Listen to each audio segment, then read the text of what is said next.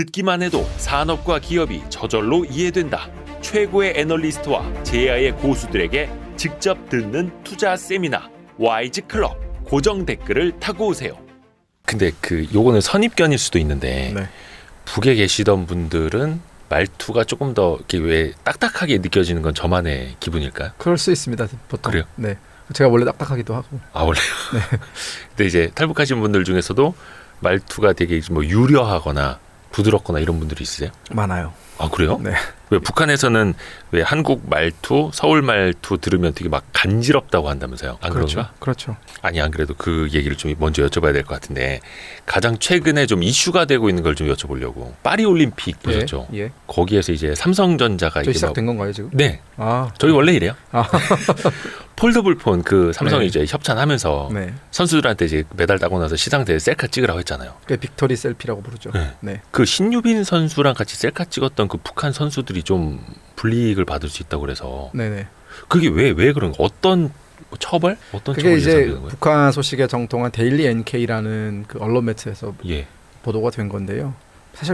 사실관계는 우리가 조금 더 따져봐야 될 부분은 있습니다, 분명히. 예. 하지만 데일리 NK의 보도를 우리가 사실이라고 가정하고 말씀을 드린다면 일단은 지금 그 파리 올림픽에 참가하기 이전에 남북 관계가 굉장히 냉랭하지 않습니까? 그쵸. 특히나 이제 뭐 올해 초부터 잘 아시겠지만 북한이 남한과 선긋기를 완벽하게 하고 있고 또 그 선긋기라는 게 사실상 뭐 아예 남남이고 제1의 적대국이고 이러면서 사실상 남한을 가장 큰 적으로 규정을 했고 그러다 보니까 그 여파가 사실 뭐 문화예술 이런 데도 다 전적으로 퍼지면서 한때 우리 한국 관광객들이 해외 나갔을 때 가장 많이 찾아가던 곳이 북한 레스토랑인데 북한 레스토랑에서 이제 일제히 남한 손님들을 받지 않으면서 대부분의 여행 유튜버들이 평양냉면 찍는 거 하나 좀 영상 하나 건지려고 갔다가 대부분 다 거절당하고 온 사례가 지금 올해 초부터 반복적으로 나타나고 있거든요.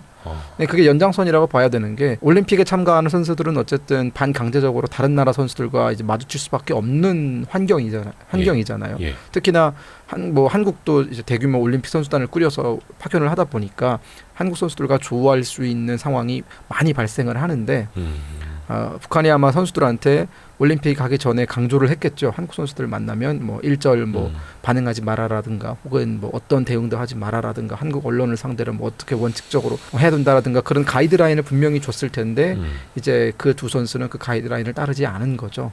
근데 그 시상되었으니까. 그렇죠. 이게 따르지 않았다라기보다는 따를 수 없는 그런 불가피한 네. 상황이 있었던 거고요. 그리고 그 빅토리 셀피라는 건 뭐 어떤 선수가 돌발적으로 한 행동이 아니라 올림픽 위원회가 결국은 그렇죠. 돈을 삼성으로부터 스폰을 받기 때문에 그 스폰을 받는 삼성에 요구를 들어줘야 되는 건 아닙니까? 그렇죠. 그러면서 이제 그 빅토리 셀피를 요구한 거고 그 빅토리 셀피를 찍는데 그 사용된 핸드폰이 이제 가장 최신 폴더블 폰이라고 하잖아요. 그래서 선수들은 어쩔 수 없이 올림픽 위원회 요구 사항에 따라서 사진을 찍은 거고 그 두 선수 그 북한의 두 선수가 뭐 적극적으로 그런 행위에 임했다라고 보기는 어렵거든요. 네네네. 근데 그 문제를 하나 문제 삼고 지금 그 두 선수에 대해서 여러 가지 처벌을 논의하고 있다라는 건 사실상 어떻게 보면은 북한이 선을 넘은 거죠. 왜냐하면 이제 그 두 선수 같은 경우에는 동메달을 땄단 말이에요. 아, 그 그렇죠. 어려운 상황에서 동메달을 땄습니다. 일본 선수들 제치고. 예. 그러면 성과를 거둔 사람들이잖아요. 네네. 그리고 보통 성과를 거뒀으면 칭찬을 해줘야지. 인민의 영웅. 뭐 그렇죠. 뭐 그런 인민의 영웅까지는 아니더라도 어쨌든 잘하고 왔다 정도 네. 뭐 호응 좀 해주고 칭찬 좀 해줘야 하는 그 어린 새싹들인데 단지 그 사진 하나 찍었다고 해서 그들을 뭐 처벌하고 뭐 어디 뭐 노동 단련대 보내고 이거야말로 사실상 북한이 늘상 얘기하는 본인들이 정상국가임을 강조하고 싶어하고 정상국가인 것처럼 보이고 싶어 하는데 가장 반대되는 모습인 거죠. 너무나 비정상적인 모습 아닙니까? 근데 그게 북한에서 어떻게 보도가 된 건가요? 어떻게 알려진 거예요, 그게? 그러니까 보도가 됐다라기 보통 그런 건 보도는 하지 않는데요. 이제 그 보고 자료, 그러니까 그 이런 올림픽에 참가했던 선수들의 여러 가지 행동 사항에 대한 보고 자료가 유출이 됐다고 봐야겠죠. 북한 이제 정부의 북한 당국의 올림픽 대표단이 돌아가면 올림픽 기간에 이런 행동들을 했다라고 이제 종합적인 그 감시 보고서 같은 게 올라가는데 감시 보고서 안에 이제 이들은 뭐 처벌해야 된다라는 식으로 이제 나열이 되어 있다라고 데일리 NK는 보도를 했죠. 감시 보고서. 예. 파리 가서 그 외국 외국 총화 나가서 보고서라고도 활동을 하죠. 네, 그렇죠. 거기서 누굴 만났고, 그렇죠. 무슨 얘기를 한 거 같고 네네, 이렇게 네, 다 네. 쫓아다니면서 다 기록을 하는 거예요. 네. 그럼 그분들은 어디 뭐 그 이후에 후속 보도가 나오지 않아서 뭐 구체적인 상황은 잘 모르겠습니다만 만약 그대로 진행이 됐다라면 감옥까지는 안 갔을 겁니다. 감옥 엘리트 선수들이기 때문에 네. 감옥 보내는 거는 북한 입장에서도 사실 그렇게 뭐 선호하는 선택지는 아니고요. 네네. 하지만 국가대표의 자격을 뭐 박탈한다든가 아니면 지금 현재 중앙기관에 소속되어 있는 선수들이라면 어느 시라든가 지방으로 이렇게 좌천시키는 방향으로 이제 처벌을 할 가능성은 높고 또 사상투쟁 같은 거 좀 하겠죠. 자아 비판 같은 것도 시키고. 그 또 위원님은 북한 엘리트 출신 아닙니까? 뭐 언론에서는 그렇게 부릅니다. 자기 입으로 얘기하기 좀 민망하시고. 그렇죠. 김일성 대학, 네. 뭐 영문과 네. 나오셨다고. 그 엘리트층의 탈북 과정은 일반인들하고 좀 어떻게 다릅니까? 뭐 일반인 탈북민들과 똑같은 루트를 밟아서 오신 그 뭐 엘리트 계층 탈북민들도 계시고요. 네.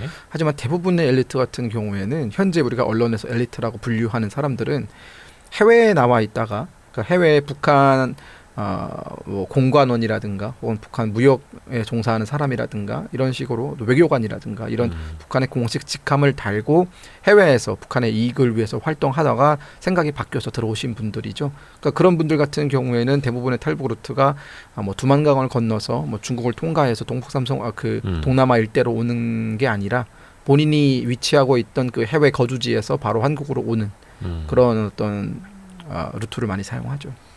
그래서 위원님도 베이징대 유학 당시에 예. 탈북을 하신 거고요. 예. 그 이야기가 조금 다른 사람들은 좀 많이 다르더라고요. 예, 저는 2010년에 이제 대학교 1학년 때 북한에서 김일성 종합대 1학년을 마치고 2학년 올라가는 그 해에 이제 유학을 나왔고요. 그리고 당시는 분위기가 그 전까지만 하더라도 북한에서는 문과생을 유학생으로 선발하지는 않았고요. 왜냐하면 문과생을 유학생으로 내보낼 시 뭐 사상적인 이탈이라든가 여러 가지 심경의 변화가 빨리 이렇게 생길 이과보다는 문과가 아무래도 조금 더 사회적인 이슈에 민감하게 반응하잖아요. 물론 이것도 하나의 스테레오타입이긴 하지만 네. 그러다 보니까 뭐 요즘은 뭐 문과의 영역을 침범하는 이과가 너무나 많다 보니까 저는 뭐 이제 문과이과 구분은 없다 생각하는데 과거엔 그랬죠. 그래서 이제 이과생들 같은 경우에는 국가가 선발을 해서 유학생으로 내보냈지만 문과생 같은 경우에는 유학생 선발조차 하지 않았었고요. 그러다가 2009년에 김정은이 이제 공식적인 후계자가 되면서 그 김정은 조선에 필요한 인재들은 아무래도 조금 북한의 베이스를 두고 그리고 세상 물정 돌아가는 것들은 좀 어느 정도 파악을 할 수 있는 그런 젊은 인재들이 필요하다라는 모토 아래 이제 유학생들을 선발을 해서 내보냈죠. 그때 문과생들을 대거 선발을 해서 내보냈고요. 네네. 그 흐름에 따라 저도 그 흐름을 타서 2010년 1월에 유학을 나왔었고 유학을 하던 도중에 이제 뭐 북한에 대한 여러 가지 생각이나 결정적으로는 사실 북한 정권에 대한 배신감이 가장 컸고요. 그러니까 북한에 있을 때까지만 하더라도 북한 정권에 충성하고 그런 집안에서 태어났고 이러면서 당연히 제가 누리는 모든 것들이 당연하다고 생각하고 또 북한 체제에 대해서 어떠한 의문도 하지 않고 김씨 일가에 대해서는 충성 이외에 다른 것을 생각해 보지 않은 상태로 살아가다가 유학을 나오면서 이제 제가 전혀 알지 못했던 그러니까 어떻게 보면 장막에 가려져 있던 여러 가지 진실을 보게 되고 또 제가 기존에 생각했던 그 북한이라는 체제와 그리고 이제 현실을 깨닫고 북한에서 무슨 일을 하고 있는지를 깨닫고 난 이후에 이제 북한을 바라보는 시각이 완전히 크게 차이가 나면서 이제 그것 때문에 탈북을 했습니다. 최근에는 그 쿠바 대사관에서 일하시던 예. 리일규 참사 예. 또 탈북을 했더라고요. 고등학교 선배십니다. 거기서는 다 이렇게 통합니까? 엘리트 코스 밟아온 사람들? 보통 외교관을 하려면 나와야 되는 고등학교가 있어요. 평양 외국어 학원이라고. 이제 그 대원 외고 같은 개념인데 뭐 태용호공사도 그 고등학교 출신이고 리일규 참사도 고등학교 출신이고. 근데 그런 엘리트 계층의 탈북이 어떻게 더 늘어나는 추세예요? 이 부분은 객관적인 자료가 있죠. 이 부분은 이제 김정일 시대에 우리나라로 넘어온 엘리트와 김정은 시대에 넘어온 엘리트는 거의 3배 가까이 차이가 납니다. 그러니까 김정일 집권 그 전체 기간 동안 넘어온 엘리트가 약 56명 정도에서 58명 뭐 요 사이에 왔다 갔다 하고요. 김정은 시대, 그러니까 2012년 이후에 김정은 시대에 이제 넘어온 탈북 그 고위급 탈북자, 이 고위급 탈북자라는 것도 뭐 언론이 정한 어떤 그 휘뚜루마뚜루 그게 아니라 국정원이 여전히 보호하고 어떤 국정원의 안가 시스템에 의해서 이제 여전히 국정원의 통제를 받는 사람들을 우리가 이제 고위층 엘리트라고 분류를 하거든요. 물론 태영호분 홍사님 같은 경우에는 국회의원도 하고 이러면서 좀 본인이 바꿔 나오신 경우고요. 네네네. 근데 그런 이제 분류를 하는 고위층 엘리트가 김정은 시대에 들어서 약 140명 정도거든요. 그러면 정말 3배 가까이 늘어난 거죠. 그리고 특히나 2017년 이후 고위급 탈북자 특히나 2018년, 2019년 이때 정말 급증했고 작년에도 정말 많이 들어왔고요. 왜 그런 거예요? 엘리트들의 탈북이 왜 이렇게 많이 늘어나는 거예요? 대부분의 그 엘리트 탈북민들이 증언하시는 그 공통적인 것 중에 하나는 김정은 시대에 들어서 훨씬 더 북한의 미래가 어두워졌다. 그러니까 그 북한의 장래에 대해서 좀 이제는 대부분의 사람들이 비관적으로 바라보기 시작한 거죠. 더 이상 미래가 없다라고 생각하는 것 같고요. 그리고 김정은의 그 통치 스타일이 너무나 잔인하고 너무나 공포스럽고 그리고 이제 본인이 그러니까 김정은 그 자체가 어쨌든 북한의 리더 아니겠습니까? 그러면 현실 감각을 갖추고 할 수 있는 것과 할 수 없는 것을 구분해서 오도를 내려야 되는데 김정은은 머리가 꽃밭이란 말이죠. 그러니까 본인이 하고 싶은 건 굉장히 많아요. 그래서 이것도 하고 싶고 저것도 하고 싶고 다 하고 싶습니다.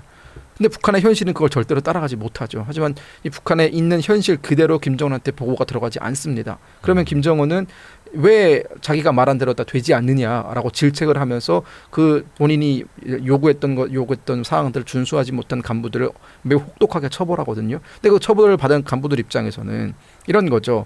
뭐 지금 그 어디죠? 그 갈마 해수욕장, 원산 갈마 앞바다가 원산이 김정은의 고향입니다. 그래서 김정은이 원산을 세계적인 휴양 도시를 꾸리겠다라고 선포를 하고 거기에 지금 대단지 그 휴양 시설을 짓고 있거든요, 리조트를. 근데 그 리조트를 세계적인 수준으로 지어라라고 이제 김정은이 명령을 내렸는데 세계적인 수준에서 짓기 위해서는 필요한 것들이 한두 개가 아닙니다. 일단 설계 도면부터 세계적인 수준의 설계도를 가져오려면 당연히 세계적인 거장을 데려다가 설계를 시켜야죠. 하지만 북한에 있는 건축 하시는 분들은 뭐 실력이 뛰어나겠지만 결국 세계적인 레벨에 전혀 미치지 못합니다. 왜냐하면 우물 안에 개구리 아닙니까? 그러다 보니까 본인들이 할 수 있는 범위 내 최상의 걸 가져오거든요. 마찬가지로 건설 자재나 이런 것들도 대북 유엔 제재 때문에 김정은이 요구하는 수준에 맞출 수가 없습니다.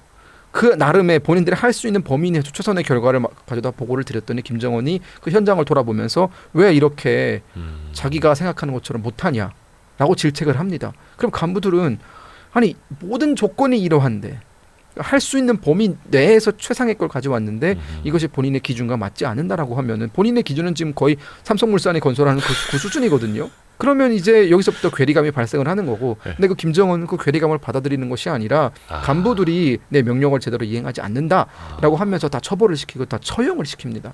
그러면 어떤 간부가 그 밑에서 일하고 싶겠습니까?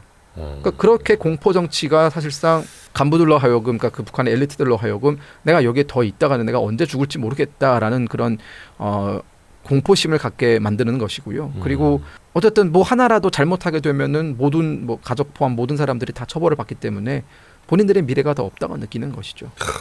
그러니까 엘리트들이 점점 더 자기 살기 위해서 멀어질 수밖에 없는 거고 그게 김정일 시대보다 김정은 시대에 더 가속화가 되는 거고 그 표현 중에 머리가 꽃밭이라고 그 이제 탈북하신 분들이 좀 종종 쓰시는 표현이시더라고요.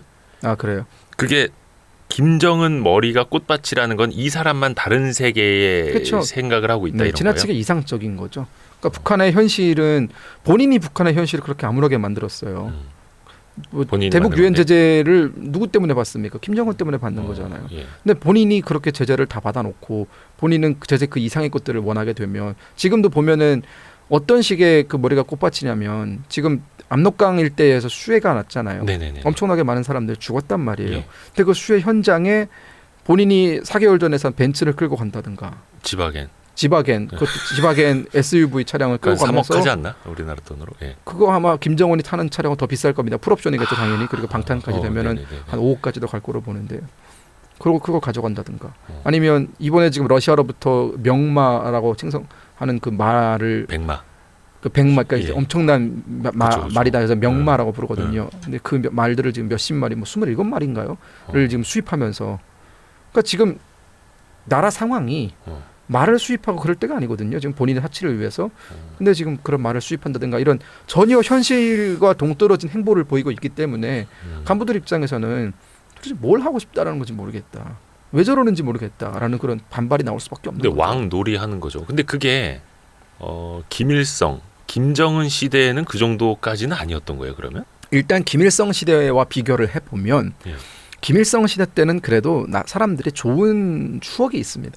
그러니까 김일성도 마찬가지로 독재자고 우리 입장에서는 예. 한국 전쟁을 일으킨 주범이기 때문에 우리한테는 굉장히 죽일 놈이죠. 예. 하지만 북한 사람들 입장에서는 어쨌든 그 김일성 시대에 아주 잠깐이라도 한국 경제를 따라잡았던 시절이 있고요.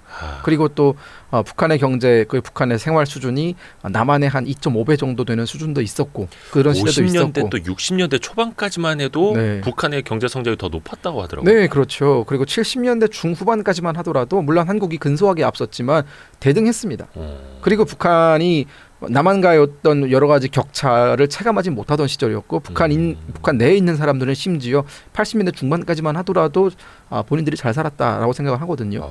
그러면 김일성 시대에 대한 노스텔지어가 있는 겁니다. 이들은. 그러다 보니까 김일성 시대는 그래도 김정일 시대보다 나았다라고 평가를 하는 사람들이 대다수고요. 김정일은 본인이 잘 못한다는 걸 압니다. 본인이 어떤 뭐 경제라든가 뭐 이런 여러 가지 측면에서 능력이 없다라는 걸 아는 사람이에요. 그러다 보니까 김정일은 은둔형을 택했습니다. 나서지 않았죠. 예. 나서지 않으면 책임 소재가 거기까지 가지 않습니다. 그리고 김정일은 융통성이 있었어요. 그 융통성이라는 건 결국은 북한 체제가 사회주의 공산주의 체제지만 예. 장마당이라는 시스템을 허용하면서 북한 내 사람들이 자체적으로 자생할 수 있는 능력, 즉 먹고 살 수 있는 길을 열어줬거든요. 그러면서 북한 내 오히려 아이러니하게 제재를 받는 와중에도 북한의 경제는 성장을 했어요. 플러스 성장을 했거든요. 내수 시장이 활성화되고 그 내수 시장을 통해서 돈을 벌어들인 사람들이 중산층으로서 본인들의 어떤 입지를 다져나가면서 북한 체제가 북한이라는 어떤 시스템은 망가졌지만 그 안에서 자생적으로 살아가는 사람들의 노력과 여러 가지 의지에 의해서 북한 체제가 굴러가는 그런 어떤 민과 관이 뭔가 협동해서 뭔가 북한이라는 걸 이끌어가는 그런 시스템이었거든요. 네. 하지만 김정은 시대에 들어서는 김정은은 관의 어떤 여러 가지 장악력을 굉장히 강조하면서 기존의 민이 하던 그 장마당이라든가 이런 것들을 모두 억압하는 길로 갔습니다. 그러면서 배급이라든가 뭐 여러 가지 농수산품 공급이라든가 이런 권한을 모두 장마당에서 이제 북한이 다 빼앗았죠. 그러면 잘해야 되지 않습니까? 장마당이 하던 만큼의 그 물자 공급이라든가 그렇죠. 뭐 가격 안정이라든가 이런 것들을 잘해야 되는데 전혀 그런 능력이 없는 겁니다. 북한은. 그러다 보니까 장마당을 없애면서 쌀 가격이 3배 가까이 뛰었고 사람들이 그러면서 장마당이 있을 때는 이 정도로 물가가 요동치지 않았는데 장마당이라는 시스템을 없애면서 괜히 물가만 요동치고 환율도 요동치고 하면서 북한 경제가 지금 곤두박질 쳤거든요. 그러니까 김정은은 이제 와서 그 책임을 외환 담당 관리를 총살하고 그 장마당을 통제하는 임무를 가졌던 사람을 총살하고 이런 식으로 이제 본인은 꼬리 자르기를 하는 거죠. 책임 소재를. 근데 사람들은 이제 다 압니다. 뭐가 문제인지. 그러니까 김정은 저거는 머리만 꽃받치다라는 얘기가 나오는 거죠. 그러니까 김일성, 김정일, 김정은 3대 정치 중에서 꼴찌고요. 아마추어고 너무 지나치게 아마추어고 지나치게 감정적이고 그리고 그러니까 폭군에 가까운. 네, 맞습니다. 그리고 모든 것을 어떤 논리가 완벽하게 갖추어지고 합리적으로 하는 것이 아니라 그때그때 사실상 뭔가 땜빵하는 식으로 정치를 하고 있거든요. 그렇기 때문에 문제가 어디서 어떻게 발생할지 모르는 약간 시한폭탄 상태로 지금 유지가 되는 거죠. 근데 김정은은 김정일한테 그래도 예. 좀 정치를 좀 배웠고 네, 유학도 다녀왔고 네, 선지 시스템도 받고 네. 그렇잖아요. 근데 좀 뭐 미리 준비가 안 돼 있었을까요? 뭐 못 배웠나? 우리가 이제 영어 아니, 표현을 걱정해서 그런 건 아닙니다. 예. 김정은이 갑자기 무너지면 또 걱정되기도 해요. 북한이 갑자기 막 케이오스가 돼버리면 우리는 대비가 안 된 상태에서 좀 문제가 발생하긴 하거든요. 어쨌든 답변을 드린다면 이게 김정은이 갖고 있는 가장 큰 트라우마 중에 하나인데 김정은은 후계자로 지명이 좀 늦게 됐습니다. 네, 그리고 후계자로 지명이 된 이후에도 사실상 후계자로 인정받을 수 있는 후계 수업 받은 기간은 2년에서 3년이 채 안 됩니다. 2008년에 김정일이 뇌졸중으로 갑자기 쓰러지게 되면서 그때부터 김정은에게 본격적인 후계자 수업이 들어갔는데 후계자로 공식 발표된 게 2010년이거든요. 네. 그러면 약 2년 반 정도밖에 시간이 없었습니다. 그 말은 후계자가 될 수 있는 여러 가지 자질을 제대로 갖추지 못한 채 후계자가 되었다라는 뜻이고 네. 정통성이 그만큼 떨어지거든요. 그래서 한때 김정은 집권 초창기를 보면은 정말 많은 관료들을 숙청합니다. 그게 이제 본인의 기반을 다지기 위해서, 본인의 불안한 기반을 다지기 위해서 본인보다 능력이 뛰어나다고 생각하는 사람들을 다 죽이는 겁니다. 가장 대표적인 희생자가 장성택이었고요. 장성택 부위원장은 당시 김정일을 제외하면 북한에서 제2의 권력자였고 특히나 경제라든가 무역이라든가 이쪽 분야에서는 장성택을 따라올 만한 사람이 없었거든요. 하지만 이런 것들을 장성택이 가지고 있는 북한 경제에 대한 장악력, 북한 엘리트들에 대한 장악력, 이것은 김정은에게는 없던 겁니다. 그러다 보니까 김정은은 본인보다 더 크고 본인보다 더 큰 힘을 발휘할 수 있는 장성택이 가장 큰 본인의 적수였고, 그래서 권력을 잡자마자 장성택부터 쳐낸 거죠. 고모부잖아요. 그렇죠. 근데 뭔가를 뭐 잘못해서 특별히 뭐 눈밖에 나서라기보다 자기보다 더 우월하기 때문에 제거한 거다, 이런 게 가까운 거예요. 그렇죠. 본인보다 여러 가지 이유가 있겠지만, 복합적인 이유가 있겠지만 그것이 하나로 모아지는 지점은 장성택이 그 현재 숙청당한 시점에서 가지고 있는 권력이 김정은보다 컸기 때문에 김정은은 그것을 두려워서 죽인 거라고 봐야 합니다. 그 김정은 이야기는 뒷부분에 조금 더 여쭤볼게요. 네. 근데 이게 제가 데이터를 좀 찾아보니까 네. 북한 이탈 주민 네. 현황 누적으로 34,000명이 넘더라고요. 네. 그러니까 탈북민들이. 그리고 우리나라에 정착한 사람들이. 근데 2006년부터 2011년 사이에는 매년 2,000명 이상 넘어오기도 했었습니다. 네, 맞습니다. 근데 2020년부터는 매년 수십 명 수준으로 확 줄었더라고요. 예. 뭐 코로나19 때문인가 싶어도 그 이후에도 늘어도 200명 안팎으로 많이 줄었어요. 탈북자가 특히 우리나라로 들어온 사람이 2000년대 중반 초반보다 한 10분의 1밖에 되지 않는다. 이거는 어떻게 우리가 해석을 해야 돼요? 탈북자가 가장 많이 한국으로 입국하던 시기는 김정일 시대입니다. 그리고 김정은 시대 들어서 점차적으로 그 숫자가 감소하기 시작했고 2020년을 기점으로 해서 그때가 코로나가 발생한 시기잖아요. 네. 코로나가 발생을 하면서 북한은 북중 국경 일대를 전체적으로 다 틀어막습니다. 그리고 단지 어떤 물류의 뭐 운송이나 이런 것들만 틀어막은 것이 아니라 인적 자원이 건너가는 것도 막았습니다. 그러니까 공식적인 인적 자원이 왔다 갔다 하는 것도 막았을 뿐더러 탈북민들이 주요 루트로 사용하던 그 밀수 루트가 있지 않습니까? 네. 그 밀수 루트를 다 막아버리면서 북중 국경을 완벽하게 통제를 하기 시작합니다. 그러니까 부비 트랩도 깔았고요. 네. 그리고 이제 그 전기 철조망도 쳤고, 그리고 함정도 파서 그 함정 안에는 대못이라든가 유리 조각이라든가 이런 것들을 깔아서 이제 함정에 빠진 사람은 상처를 입을 수 있게끔 만들었죠. 탈북 못하게. 아예 탈북을 못하게 막은 겁니다. 그 영향으로 인해서 그때부터 한국에 들어오시는 분들은 북한에서 직접 탈출을 해서 넘어오신 분은 정말 드물고요. 대부분 다 중국에서 거주하시다가 넘어오신 분들, 혹은 배를 타고 아예 서해라든가 동해라든가 혹은 한강 하구라든가 이쪽을 통해서, 혹은 DMZ라든가 육로를 통해서 직접적으로 넘어오시는 것 말고는 북한에서 중국으로 가는 루트는 이제는 90% 이상 막혔다고 봐야 합니다. 중국으로 가는 게 네. 아예 꽉 막힌 거예요. 네. 얼마 전에 어떤 그 병사 한 분이 네. DMZ 쪽으로 걸어서 귀순을 하기도 그렇죠. 했잖아요. 그런 경우가 이제 유일하게 남은 루트 중에 하나죠. 거기도 지뢰를 더 많이 깔았다고는 하는데. 그렇죠. 그러니까 DMZ 지역에 지뢰를 깔기 시작한 게 이제 올해 초부터 DMZ 지역에 지뢰를 깔기 시작했는데 네. 그 지뢰의 사용 목적은 뭐 한국군이 쳐들어오는 걸 막기 위한 목적이 아니라 북한군이 남한으로 귀순하는 걸 막기 위한, 즉 본인 자국 군대의 다리를 노린 지뢰라고 봐야 되죠. 근데 그거를 네. 북한 병사들이 매설을 했을 거 아니에요, 그 지뢰를. 예. 그럼 그 북한 병사들이 지뢰를 매설을 하면서 이게 탈북 방지용이다라는 걸 혹시 알았을까요? 똑똑한 사람은 알았을 겁니다. 그러니까 그 지뢰를 어디다 까느냐에 따라서 좀 성격이 달라지거든요. 그러니까 이게 주요 침입로가 있고요. 예. 한국에서 예를 들어 전쟁이 발발을 하면 한국군이 쳐들어올 수 있는 취약 지점들이 네. 북한 입장에서는 취약 지점들이 있을 거 아니에요. 네. 뭐 탱크가 밀고 온다든가 네. 뭐 보병이 밀고 온다든가 등등의 그런 지역의 지뢰를 까는 게 아니라 북한에서 한국으로 넘어가기 용이한 지점의 지뢰를 까는 겁니다. 그러니까 본인들의 작전지대에다 지뢰를 까는 거거든요. 얼마나 아이러니합니까? 본인들의 진출로인데 거기다 지뢰를 까는 건 결국은 똑똑한 사람이면은 넘어가는 걸 막기 위한 용도다라고 할 수 있는 거죠. 그리고 지뢰만 깔았습니까? 콘크리트 장벽도 세웠죠. 지금 전 그 DMZ에 걸쳐서 지금 콘크리트 장벽을 세우는 일을 마무리 단계에 있다라고 저는 알고 있습니다. 그것도 북한 병사들도 알 수 있을 테고. 우리가 지금 대북 방송으로 계속 그렇죠. 확성기로 그 얘기를 하고 있거든요. 네네네. 그 지뢰, 당신들이 까는 지뢰가 당신들의 발목을 노린 거다라고 지금 얘기를 대놓고 해주고 있습니다. K-팝, 예. 그다음에 K-드라마 이런 거 이제 한류 예. 이런 것도 북한에서도 인기가 많다고는 들었는데 몰래 돌려서 본다 하지 않습니까? 예. 근데 최근에 보면은 그거를 몰래 돌려서 본 학생들이 공개 처형당하기도 했다라고 네. 하는데 네. 그게 실제로 벌어지는 일이에요? 예, 작년 한 해만 하더라도 약 20명에서 30명 가까이 되는 중고등학생들이 남한 드라마를 단순히 시청했고 그것을 유포했다는 이유로 공개 처형을 당했죠. 중고등학생. 네네.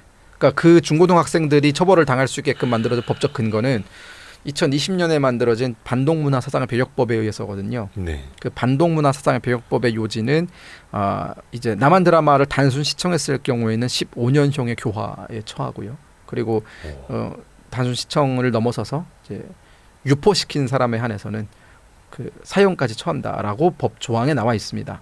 와. 그러니까 과거 김정일 시대 때는 남한 드라마, 남한 영화 본다고 해서 총을 쏘진 않았어요.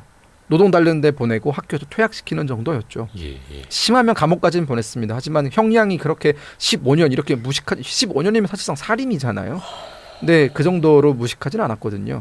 나름 또 뭐 뇌물이라든가 뭐 여러 가지 인맥관계를 동원하면 쉽게 풀려나기도 했었고 저도 2번 잡혔지만 2번 다 풀려났었고 네? 북한에서. 한국 드라마 보시다가 네. 몇 살 때? 15살 때 저도. 그게 네. 그 김정일 시대였으니까 풀려났지. 예. 김정은 시대였으면 여기 안 계셨네. 그렇죠.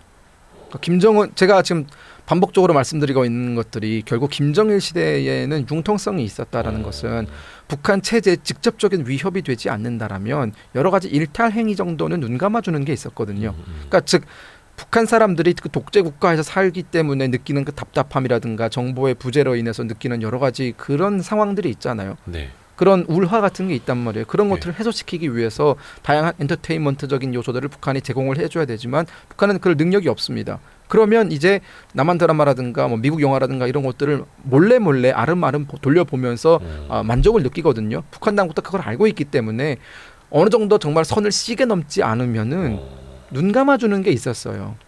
근데 사실상 지금 김정은은 그런 게 없단 말이죠. 그러니까 채찍과 당근을 동시에 써야 되는데 김정은은 지금 당근은 없애버리고 채찍만 쓰고 있는 상황이다 보니까 많은 탈북민들이 특히나 탈북 엘리트들이 더 이상 견디기가 어렵다라고 느끼고 넘어오는 거죠. 공개 처형까지 그것도 어린 학생들을 그 16살 때도 이제 한국 드라마를 보셨다고 했는데 그 어떤 경로로 이렇게 들어와요? 저는 8살 때부터 봤던 것 같아요. 네, 1998년? 이제는 말할 수 있다. 그 제가 가장 처음 접했던 영화가 은행나무 뭐였습니다. 은행나무 침대. 네, 그 네, 신현준 씨가 황장군. 예. 나오는 예, 그 예. 맞아요. 상투를 따고 이렇게 칼을 들고 이렇게 땡땡땡 얼어 있는 네네네. 그 영화를 가장 처음으로 봤던 것 같고요. 그 영화를 시작으로 한국 드라마나 영화는 정말 수도 없이 많이 봤고 아마 저랑 2000년대 드라마 이름 내기 하시면 저한테 질 겁니다. 더 많이 보셨어요? 네.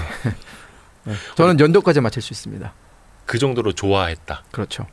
비디오 테이프로요? DVD로 봤죠. 비디오 테이프는 역시 잘 90년대까지였고 사셨네. 예, 그리고 DVD. 보통 2000년대 들어서면서 북한도 이제 대부분 다 DVD로 바뀌었습니다. 그래서 DVD 정도는 다 집에 하나씩은 있었어요. 그만큼 생활 수준이 김정일 시대 때 점핑을 합니다. 북한이. 그 장마당이라는 시스템에 의해서 사람들의 기초적인 생활 수준이 조금 올라가는 계기가 김정일 시대 때. 그 DVD 플레이어는요? 플레이어도 그 사죠. 수입, DVD 플레이어를 사서 예. DVD 플레이어는 북한에서 사는 게 불법이 아닙니다. DVD 플레이 왜냐면 북한도 DVD를 만들거든요. 본인들의 뭐 영화라든가 드라마라든가 이런 것들을 담은 그 CD를 구워서 파니까. 그래서 DVD 플레이어 자체는 집집마다 가지고 있는 게 불법은 아니에요. 하지만 그 DVD에 뭘 보냐가 불법인 거죠. 그건 어디서 넘어와요? 한국 대부분 드라마나 이런 거? 북중 국경을 통해서 넘어옵니다. 중국을 통해서. 네, 그 중국과 무역하는 사람들은 보통 특히나 외교관들은 외교 행랑은 단속을 안 받잖아요. 그러면 외교 행랑 2개를 가져온다 치면 1개는 DVD를 꽉 채워서 가져오는 거죠. 그걸 몰래 팔면 돈이 됩니다. 팔아요? 근데 지금은 그거 갖고 들어왔다가는 총살당하고. 만약 외교관이 그걸 가지고 들어왔다가 적발됐다라고 했으면 3대가 멸족당할 겁니다. 지금 기준으로 말씀드리면은 전혀 과장하지 않고 3대가 멸족당할 겁니다. 드라마 봤다고? 예. 말이 안 되죠. 아니 근데 그렇게 3대를 멸하는 벌에 처한다라는 게 그만큼 김정은 입장에서 봤을 때 이게 위험하다는 거예요? 체제 유지에? 그렇죠. 왜냐하면 MC님께서 우리 방송 초두에 말씀하신 그 말투 문제. 예. 현재 북한의 청년 세대, 특히나 북한의 2030 세대를 우리가 장마당 세대라고 부르는데 장마당 세대는 흔히 사용하는 그 말투라든가 어휘라든가 그런 것들이 한국 드라마의 영향을 많이 받다 보니까 남한 드라마에서 나오는 표현이나 대사 이런 것들을 주로 차용하거나 이제 그것들이 이제 일상생활에 배어들어서 말투가 이제 평양 말투가 아니라 남한 말투를 사용한다든가로 좀 변해 있거든요. 네네네. 그러니까 이게 자기도 모르게. 그렇죠. 이게 한류가 생각보다 북한에 매우 깊숙하게 침투해 있습니다. 그리고 지금 현재 북한에서 밥숟가락 정도 들 수 있는 사람들은 대부분 다 한국 드라마 한 번씩은 봤을 거예요. 그 정도로 이제 한류가 일반화됐기 때문에 그 정도. 김정은이 위협감을 느끼는 것은 사실 김정은 입장에서는 옳은 겁니다. 왜냐하면 한국 드라마가 뭐 들어가기 시작한 지 뭐 5년, 10년 됐을 때에는 남한에 대한 동경이라든가 그런 것들이 그렇게 뭐 높게 나오거나 그러진 않았어요. 하지만 지금 현재 만약 우리가 객관적으로 어떤 영향도 받지 않고 객관적으로 뭐 리얼미터라든가 뭐 갤럽이라든가 이런 여론조사 단체가 북한에 건너가서 네. 한국에 대해서 어떻게 생각하냐라고 질문을 한다면 한 60% 이상은 한국에 대해서 우호적으로 생각할 겁니다. 그러면 그게 뭐가 문제냐면 김정은 입장에서는 남한에 대해서 우호적으로 생각한다는 건 바꿔서 얘기하면 북한 정부에 대해서는 그만큼 덜 우호적이라는 것이거든요. 왜냐하면 남한의 시스템과 남한의 여러 가지 뭐 정치라든가 이런 것들과 북한의 정치를 단순 비교만 해봐도 어디가 더 우월한지는 사실 약간의 지능만 있으면 알 수 있는 일이거든요. 그러면 김정은 입장에서는 본인의 통치 권력을 강화하기 위해서 사람들한테 뭐 여러 가지 세뇌라든가 그런 것들이 필요한데 이게 전혀 안 먹히게 되면은 통치 기반이 사라지는 거지 않습니까? 그러면 위협감을 느낄 수밖에 없고 특히나 지금 현재 북한의 중추라고 할 수 있는 30대, 40대, 20대, 이 30대, 30, 40대는 거의 대부분이 한국 드라마의 열렬한 팬이기 때문에 김정은 입장에서는 위협으로 다가올 수 있죠. 그럼 북한 사람들은 물론 이제 드라마는 뭐 이제 짜여진 뭐 각본대로 하는 네. 거긴 합니다만 그래도 현재 실상은 나오잖아요. 네. 예능도 거기서 볼 테고. 네. 그러면은 대한민국의 현실을 북한 사람들도 거의 고스란히 다 알고는 있는 거예요, 다. 그러니까 트렌드가 많이 바뀌었는데요. 과거에는 영화나 드라마에 열광했다면 요즘은 사실적인 예능 프로를 더 좋아합니다. 북한 사람들도. 가장 인기를 끈다라고 제가 보고를 받은 게 6시 내 고향, 한국인의 밥상, 1박 2일 이런 거거든요. 방방곡곡 찾아다니는. 그렇죠. 프로그램들. 그러니까 한국의 전체적인 모습을 다 보여주면서 단지 뭐 어떤 도시의 화려함이라든가 뭐 네온 사인의 그 뭐 밝은 빛이라든가 그런 것만 보여주는 것이 아니라 한국인의 밥상은 저기 뭐 어디 뭐 충청도 시골도 찾아가고 네네네. 막 그러지 않습니까? 네. 근데 그런 구석구석 가서 농가에 들어가서 밥을 먹는 장면 하나 하나에도 사실상 어떻게 보면 우리 기준에서는 뭐 서민적인 삶이다라고 보여지는 그런 삶조차도 북한에서는 상당히 수준 높은 삶이거든요. 그래서 북한 사람들은 그걸 보면서 비교할 수밖에 없는 거예요. 한국에서 서민이라고 불리는 사람들도 하루 세 끼 중에 한 끼 정도는 고기를 먹는데 적어도 일주일에 한 번은 고기를 먹는데 북한에서는 고기 한 번 먹으려면 한 달에 한 번은 기다려야 되는 그런 상황이다 보니까 이제 그런 한국의 사실적인 모습, 특히나 한국이 얼마나 잘 사는지 그런 것들에 대해서 북한 사람들이 많은 동경심을 갖고 있죠. 드라마나 영화보다 오히려 그런 리얼리티 프로그램을 더 좋아한다. 그렇죠. 아하. 그러면 북한 사람들이 그 처형, 네. 총살이 무서워서라도 이제는 그러면 한국 드라마나 네. 한국 뭐 영상물을 안 볼까요? 이제는? 어떻게 생각? 한번 맛을 들이면 끊기가 어렵습니다. 근데 총살 당한다는데. 이게 어떻게 보면은 이제는 약간의 치킨 게임이 돼버린 생각인데요. 네네네. 총살을 하면 할수록 그러니까 총살을 한다고 해서 그러면 그 사람들이 그 공포나 두려움 때문에 이걸 안 볼 것이냐? 저는 그렇진 않다고 봅니다. 왜냐하면 보통 총살이라는 게 그 북한에서는 그 공포가 만연화되어 있어요. 어떻게 이제 네. 저도 어렸을 때 공개 처형을 본 적이 있거든요. 6살 때 공개 처형을 봤습니다. 그리고 항상 부모님이 강조하는 게 뭐 이런 뭐 여러 가지 북한 체제에 반하는 짓들을 하지 말아라라는 교육을 어렸을 때부터 귀에 딱지가 않도록 들었거든요. 그럼에도 한국 드라마 다 보고 했습니다. 그러니까 이게 공포라는 것도 결국은 만연화되어 있다 보면은 그게 만성화가 되어서 사람들이 느끼는 공포의 그 뭐랄까요? 민감도가 그렇게 높지 않고요. 당장 내 주변에서 누군가가 처형당하는 게 아니라면은 봅니다, 사람들은. 6살 때 보셨어요? 네. 처형당하는 네. 모습을? 네. 앞에서 사람이 총 맞아 죽는 걸? 네, 봤습니다. 대부분 북한 분들은 다 경험이 있을걸요, 공개 처형은.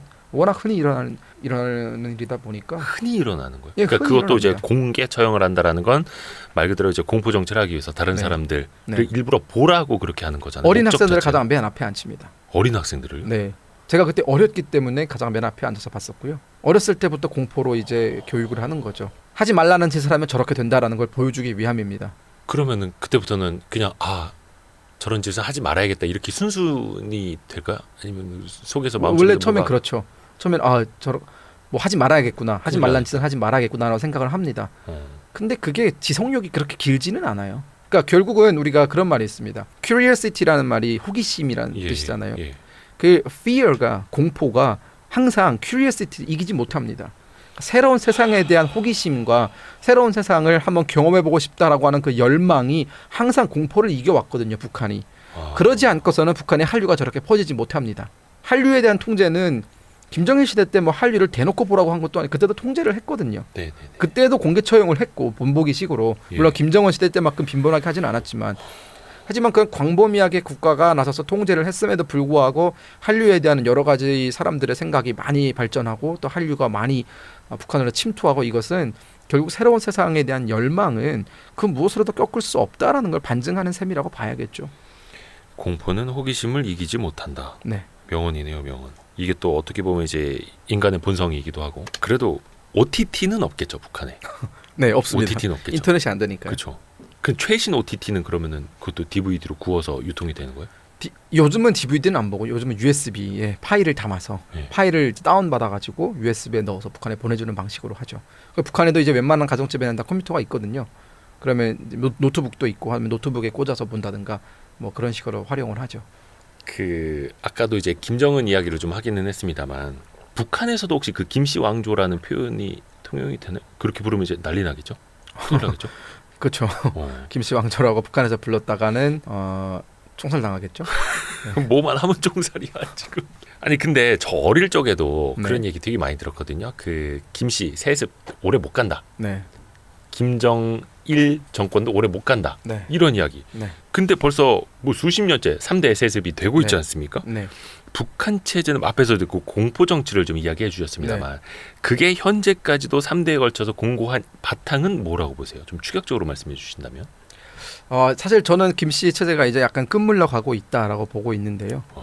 그 뭐 말씀하신 질문 주신 거에 일단 먼저 답변을 드린다면 현재까지 북한 체제가 존재할 수 있었던 가장 근본적인 배경에는 그 어떤 북한 체제를 지탱하고 있는 그 공포가 지금까지는 작동을 해왔기 때문에 지금까지는 공포 그 자체로서 역할을 수행을 했기 때문에 북한 체제가 존속할 수 있었고 그리고 그 공포를 이겨내고 뭔가 그 안에서 새로운 것들을 새로운 어떤 뭐 사상이라든가 새로운 체제라든가 그런 것들에 대해서 얘기할 수 있는 그런 것들을 상상할 수 있는 사람들이 숫자가 너무나 적었다라는 것이 사실상 두 번째 이유가 되겠고요. 세 번째는 북한 체제가 무너지지 않게끔 옆에서 도와주는 뭐 중국이라든가 러시아라든가 뭐 때로는 미국도 그랬고요.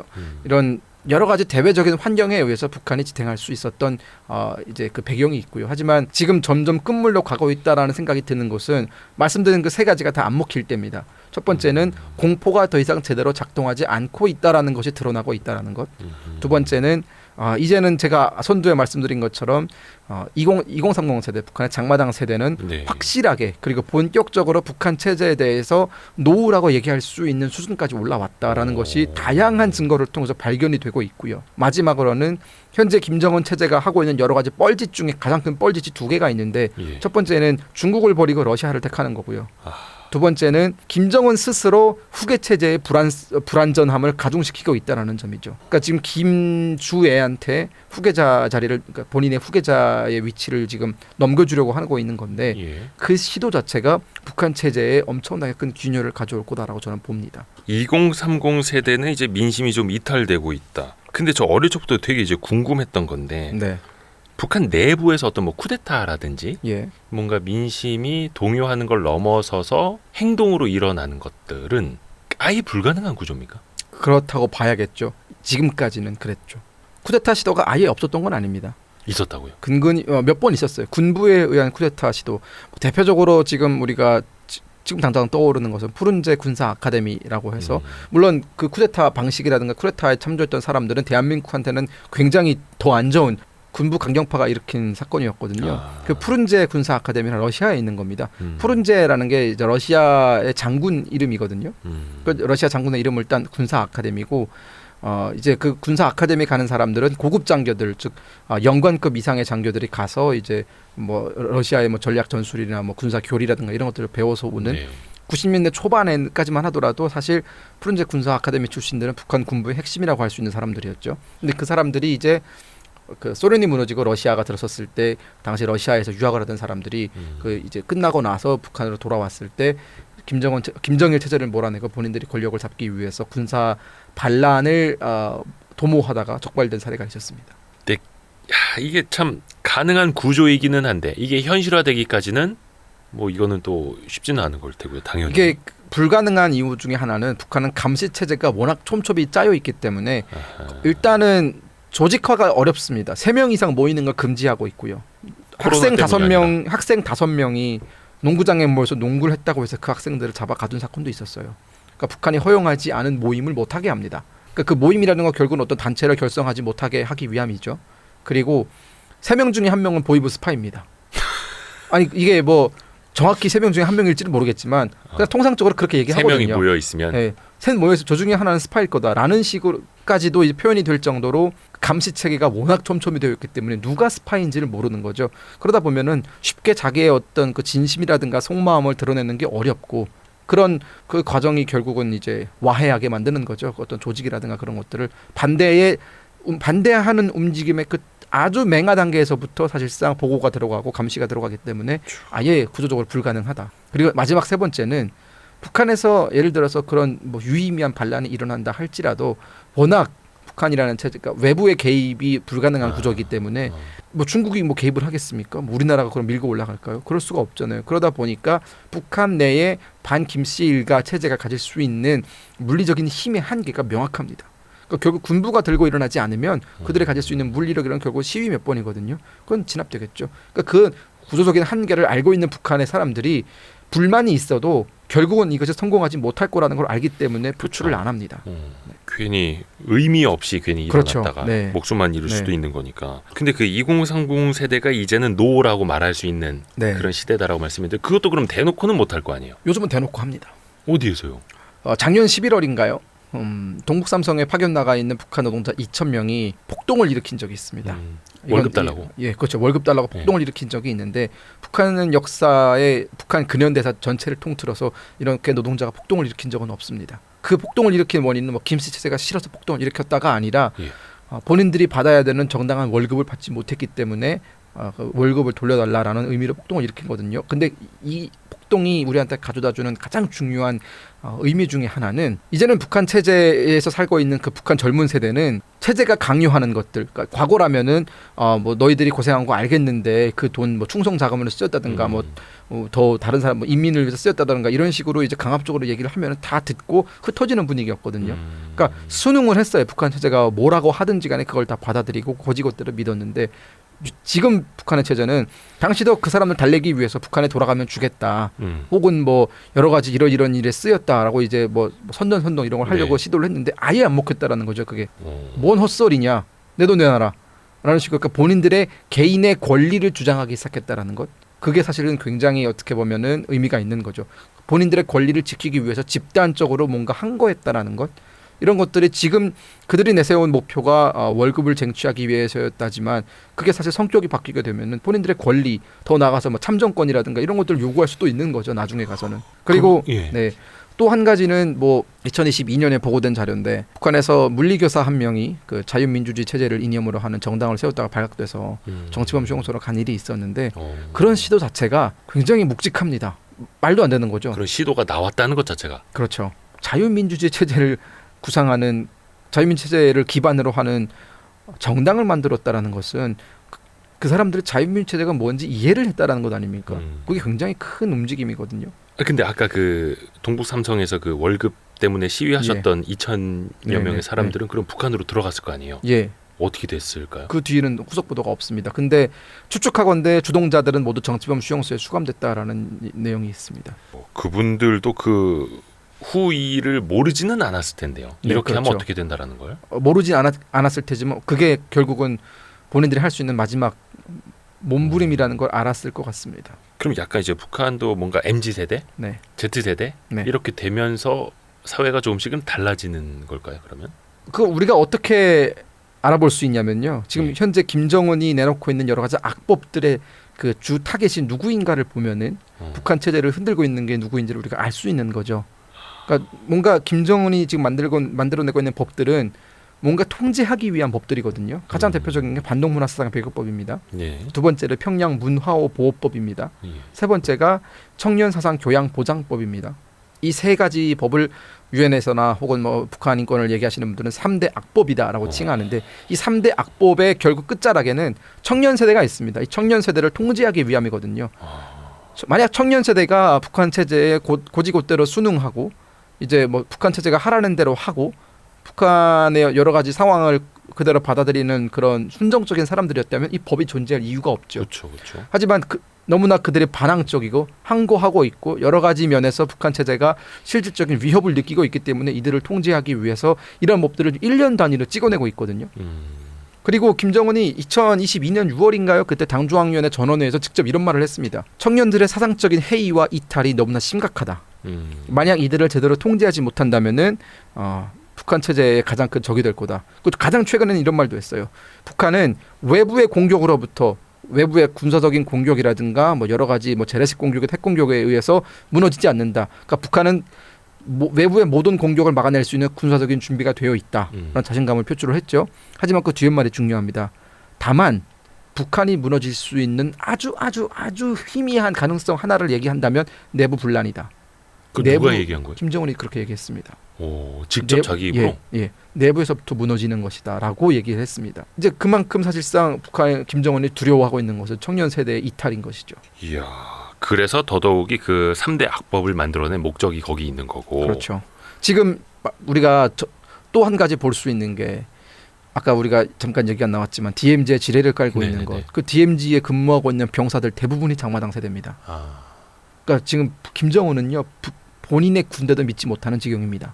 귀순을 할까봐 지금 그들의 발목을 잡아두기 위해서 지뢰를 깔고 있는 것 아닙니까? 그리고 그 대상자들은 지금 대부분 다 20대 초반 현재 북한 장마당 세대고 고등학교 때 중학교 때 한국 드라마를 너무나 열성적으로 보던 사람들이기 때문에 김정은은 그들을 신뢰하지 못하는 거죠. 또 한 가지 또 우리가 또 얘기에 초반부로 우리가 지금 그 사진 촬영하다가 처벌받게 된 그 학생들 얘기를 하고 있는 건데 결국은 지금 말이 안 되는 거잖아요. 그거는 그쵸. 그만큼 김정은은 상식적인 판단을 못 내리고 있는 것이고요.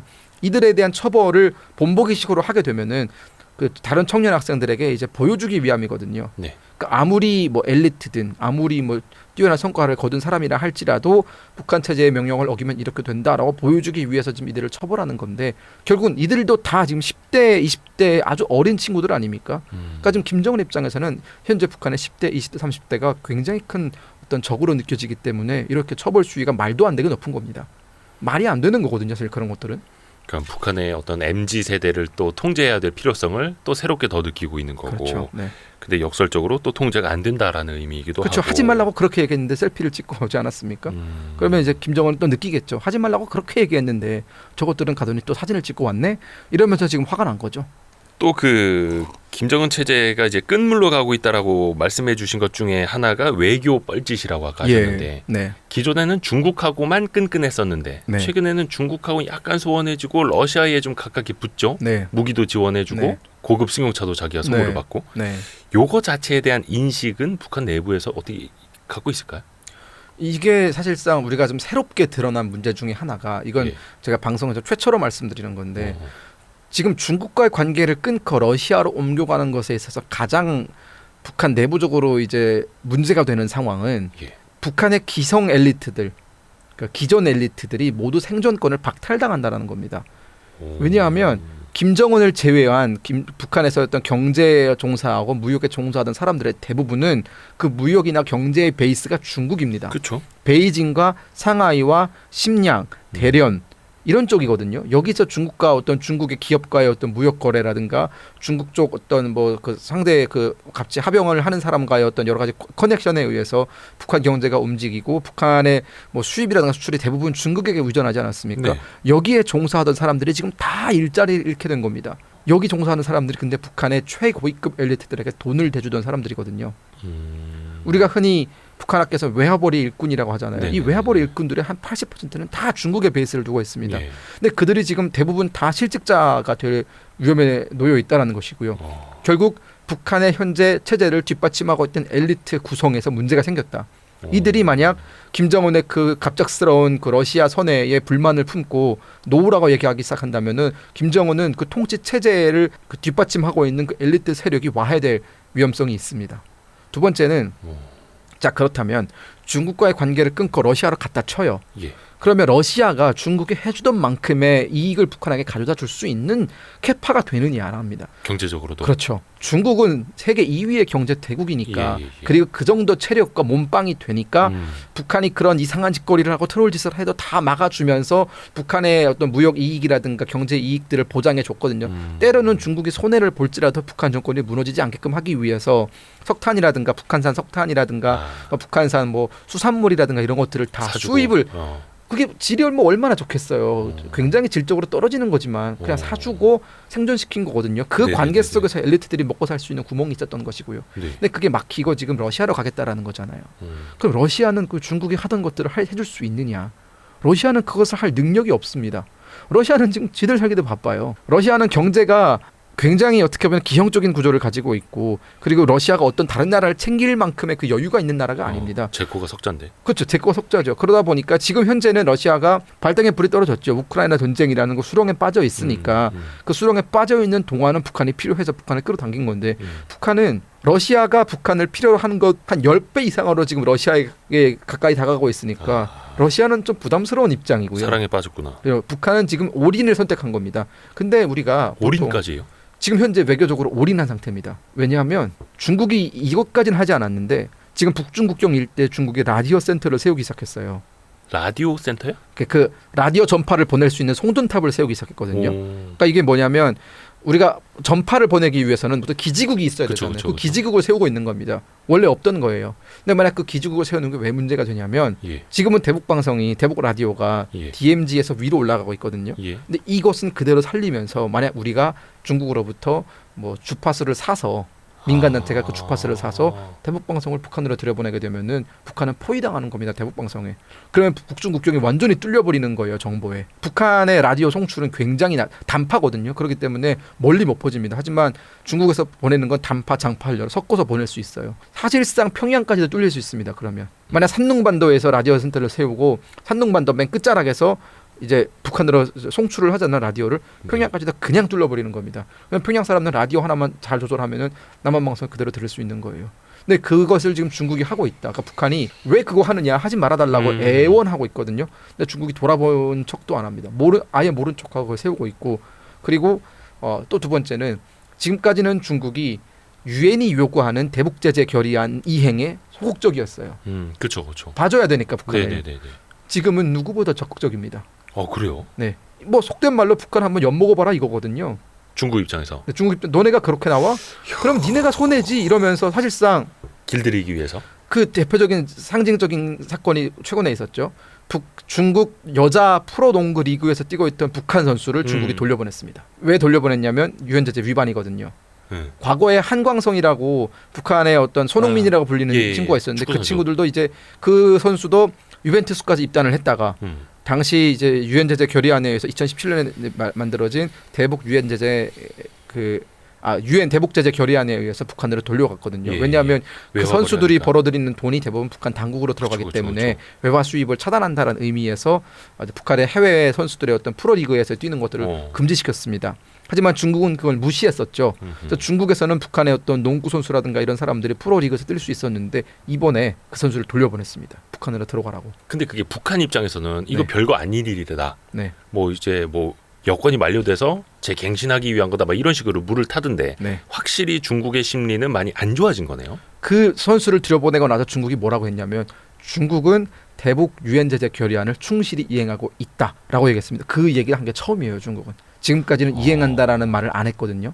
그러니까 그 북한의 노동자들이 이제 중국에 많이 들어왔는데 그 사람들 다 일거에 북한으로 돌려보냈던 적도 최근에 있었잖아요. 지금 돌려보내고 있는 중이죠. 근데 북한의 그때 외교부 대변인인가? 근데 그는 뭔가 자기네들 외교 관계 안 좋아져서 그런 건 아니다. 그냥 절차상의 이야기다. 뭐 이런 식으로만 대충 당시 넘어갔더라고요. 중국 외교부 대변인이 그런 얘기를 했죠. 그러니까 한국 언론들이 지나치게 이거를 뭐 확대 보도한다 이러면서 전문성에 기초한 공정한 보도를 해주길 바란다라고 얘기했었는데 우리는 언론은 그걸 들으면서 저게 중국의 마지막 자존심이고 마지막 인내심이다라고 평가를 했습니다.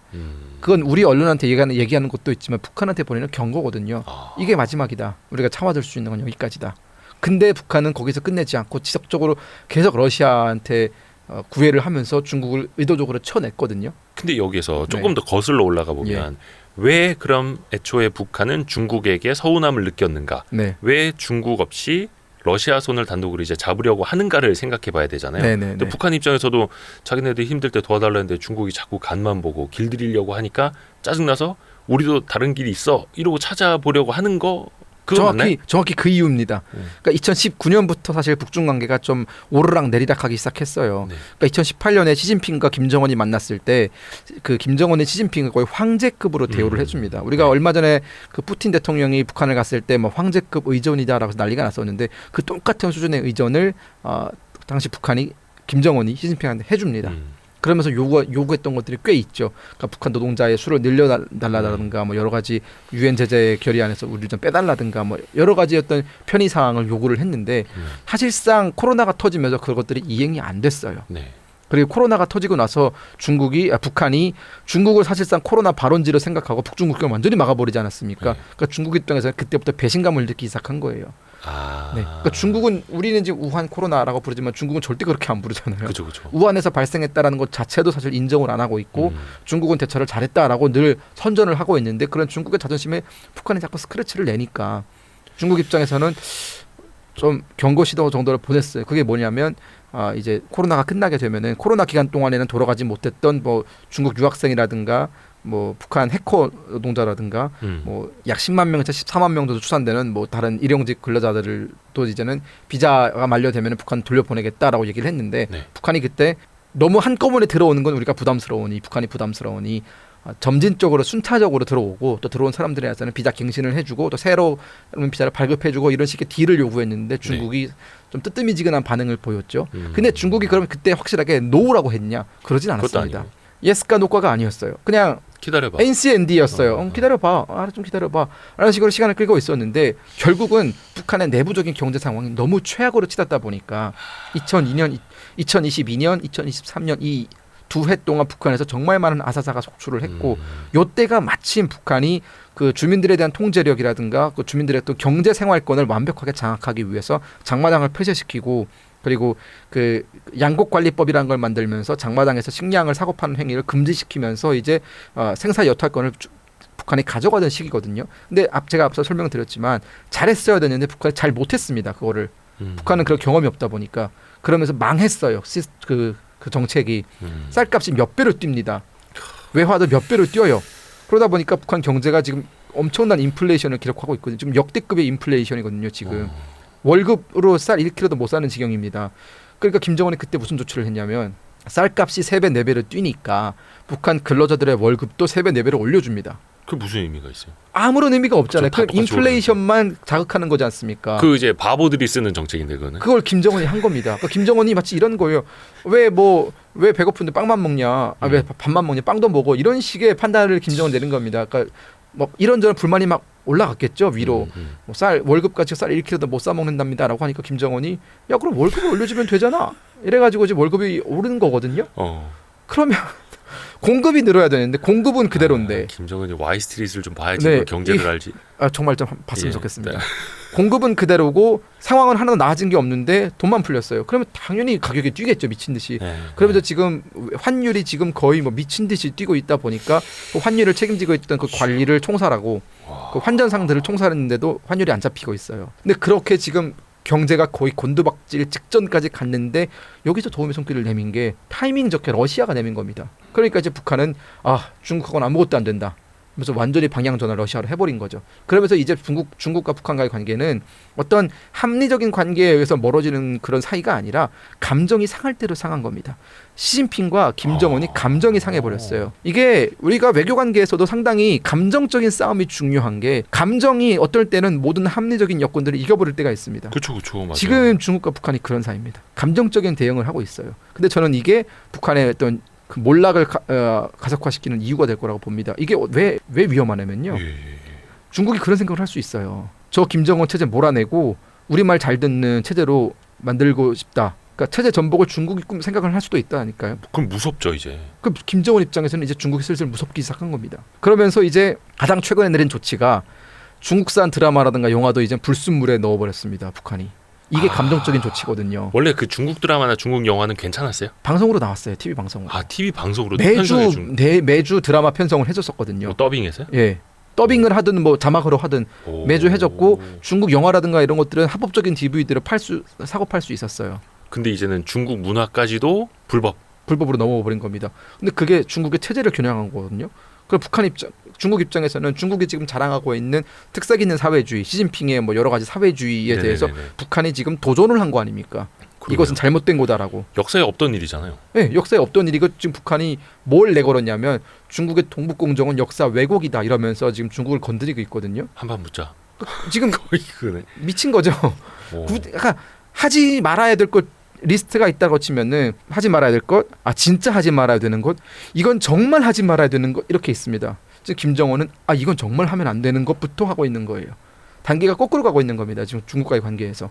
그래서 저는 김정은은 아마추어라고 평가를 하는 겁니다. 김정일 때도 이러진 않았거든요. 근데 그게 어떤 정밀한 외교적인 이제 수를 내다보고 하는 게 아니라 감정적으로. 그렇죠. 우리가 힘들 때 좀 네. 도와달라니까 간 보고 있고 기다리라고 하고. 근데 중국 입장에서는 야, 니네 어련히 우리가 안 도와줄까 기다려봐. 우리도 지금 힘들어 이러고 있었던 건데 서로 그냥 간극이 더 멀어졌던 거네요. 아니 이게 이제 또 걱정이 되는 게 이제 뭐 김정은이 걱정되는 게 아니라 북한의 체제가 흔들려 버리면은 사실 대한민국 입장에서도 좀 위협적일 수밖에 없잖아요. 그렇죠. 어떤 상황이 어떻게 생겨날지 모르는 거니까. 근데 그게 또 북한 내부의 동요가 아니라 중국이 바깥에서 움직이는 거라면 더더욱이 좀 걱정되는데요, 이건. 그러니까 저는 지금으로서는 예상할 수 있는 시나리오 중에 대표적으로 한 2개 정도가 떠오르는데요. 첫 번째 시나리오는 제가 앞서 말씀드린 것처럼 현재 북한에서 부를 축적하고 뭔가 상당히 많은 돈을 굴리면서 북한 체제에 상납하고 또 본인들의 어떤 권위라든가 뭐 권력이라든가 뭐 안락한 삶이라든가 이런 것들을 유지할 수 있는 엘리트는 그 근본적인 베이스가 중국이었단 말이죠. 근데 그 중국과의 고리가 끊기면서 이들은 본인들의 그 백그라운드를 완전히 잃어버린 겁니다. 그러면 사실상 북한 체제 내에서는 아무것도 아닌 사람이 되어버린 거거든요. 그러니까 저는 이들의 불만이 상당할 거다. 그러니까 김정은이 이 북한 시스템 자체를 이해를 못하고 있는 것 같아요. 김정은이요? 네, 김정은이 본인이 통치하고 있는 시스템을 이해를 못하고 있다는 생각이 드는 게 지금까지 북한이 생존할 수 있었고 북한이 무너지지 않을 수 있었던 가장 큰 배경에는 중국이 있었기 때문이거든요. 중국이라는 뒷배가 사라지게 되면은 북한은 불어오는 모든 풍파를 얼굴로 맞아야 되는 겁니다. 지금까지는 중국이 보호막을 쳐주고 있었지만 북한은 지금 안 그래도 너덜너덜한 얼굴인데 그걸로 지금 모든 풍파를 다 맞아야 되는 상황이거든요. 그리고 그 전까지만 하더라도 김정은의 그 통치 시스템에 정당성을 부여해주고 권력 기반을 공고히 강화시켜주던 엘리트들의 충성심이 떠나버립니다. 왜냐하면 본인들의 생존권을 박탈했기 때문에 이들도 더 이상 충성할 이유가 없어요. 그러면 김정은은 혼자 덩그러니 남는 거죠. 근데 사실상 우리가 권력 구조를 봤을 때 아무리 힘이 센 권력가라 할지라도 결국은 돈이 없으면 그거 아무것도 아니거든요. 그 군부도 김정은을 떠날 수밖에 없습니다. 돈이 없고 뭔가 베풀 수 있는 능력이 없는 권력자는 악밖에 안 남는 거잖아요. 그러니까 뭐 그렇기 때문에 사실상 본인이 가지고 있는 권력 기반이 흔들릴 거다. 근데 김정은은 그걸 이해를 못하고 있는 겁니다. 그렇기 때문에 저는 현재 만약 김정은이 더 가지 말아야 될 길을 가게 된다면은 북한 내부 엘리트에 의해서 전복당할 가능성이 있다라고 보고요. 네, 그리고 이제 그걸 중국이 지원을 해주겠죠. 김정은은 푸틴을 믿고 있는 거고. 그 김정은은 푸틴을 믿고 있는 건데 가장 결정적인 오류 착각 중에 하나가 모스크바와 평양 사이 거리는 지금 반바퀴입니다. 하지만 베이징과 평양 사이 거리, 단동과 평양 사이 거리는 하루면 도착합니다. 하루요? 반나절이면 도착할 수도 있어요. 김정은은 지금 굉장히 판단 착오를 하고 있는 것이고요. 두 번째 불안한 지점은 지금 김정은은 저는 굉장히 지금 어느 순간부터 상식적인 결정을 내리지 못하고 왜 저럴까 싶을 정도로 이상하게 감정적으로 행동하고 있는 것 중에 대표적인 것은 자기 딸에게 권력을 물려주려고 하는 거거든요. 김주혜. 네, 아니 이해는 됩니다. 뭐 자기 피부치니까 권력을 넘겨주려고 하는 건 이해가 되는데 4대 세습을 위해서. 근데 지금 타이밍도 맞는 타이밍이 아니고요. 정당성도 없고요. 그리고 어떤 설득 과정도 없었고요. 그러니까 기존에 제가 말씀드린 것처럼 북한 시스템을 전혀 이해하지 못하고 있다라고 말씀드린 이유 중에 하나는 북한은 철저한 남성 권위주의적인 사회거든요.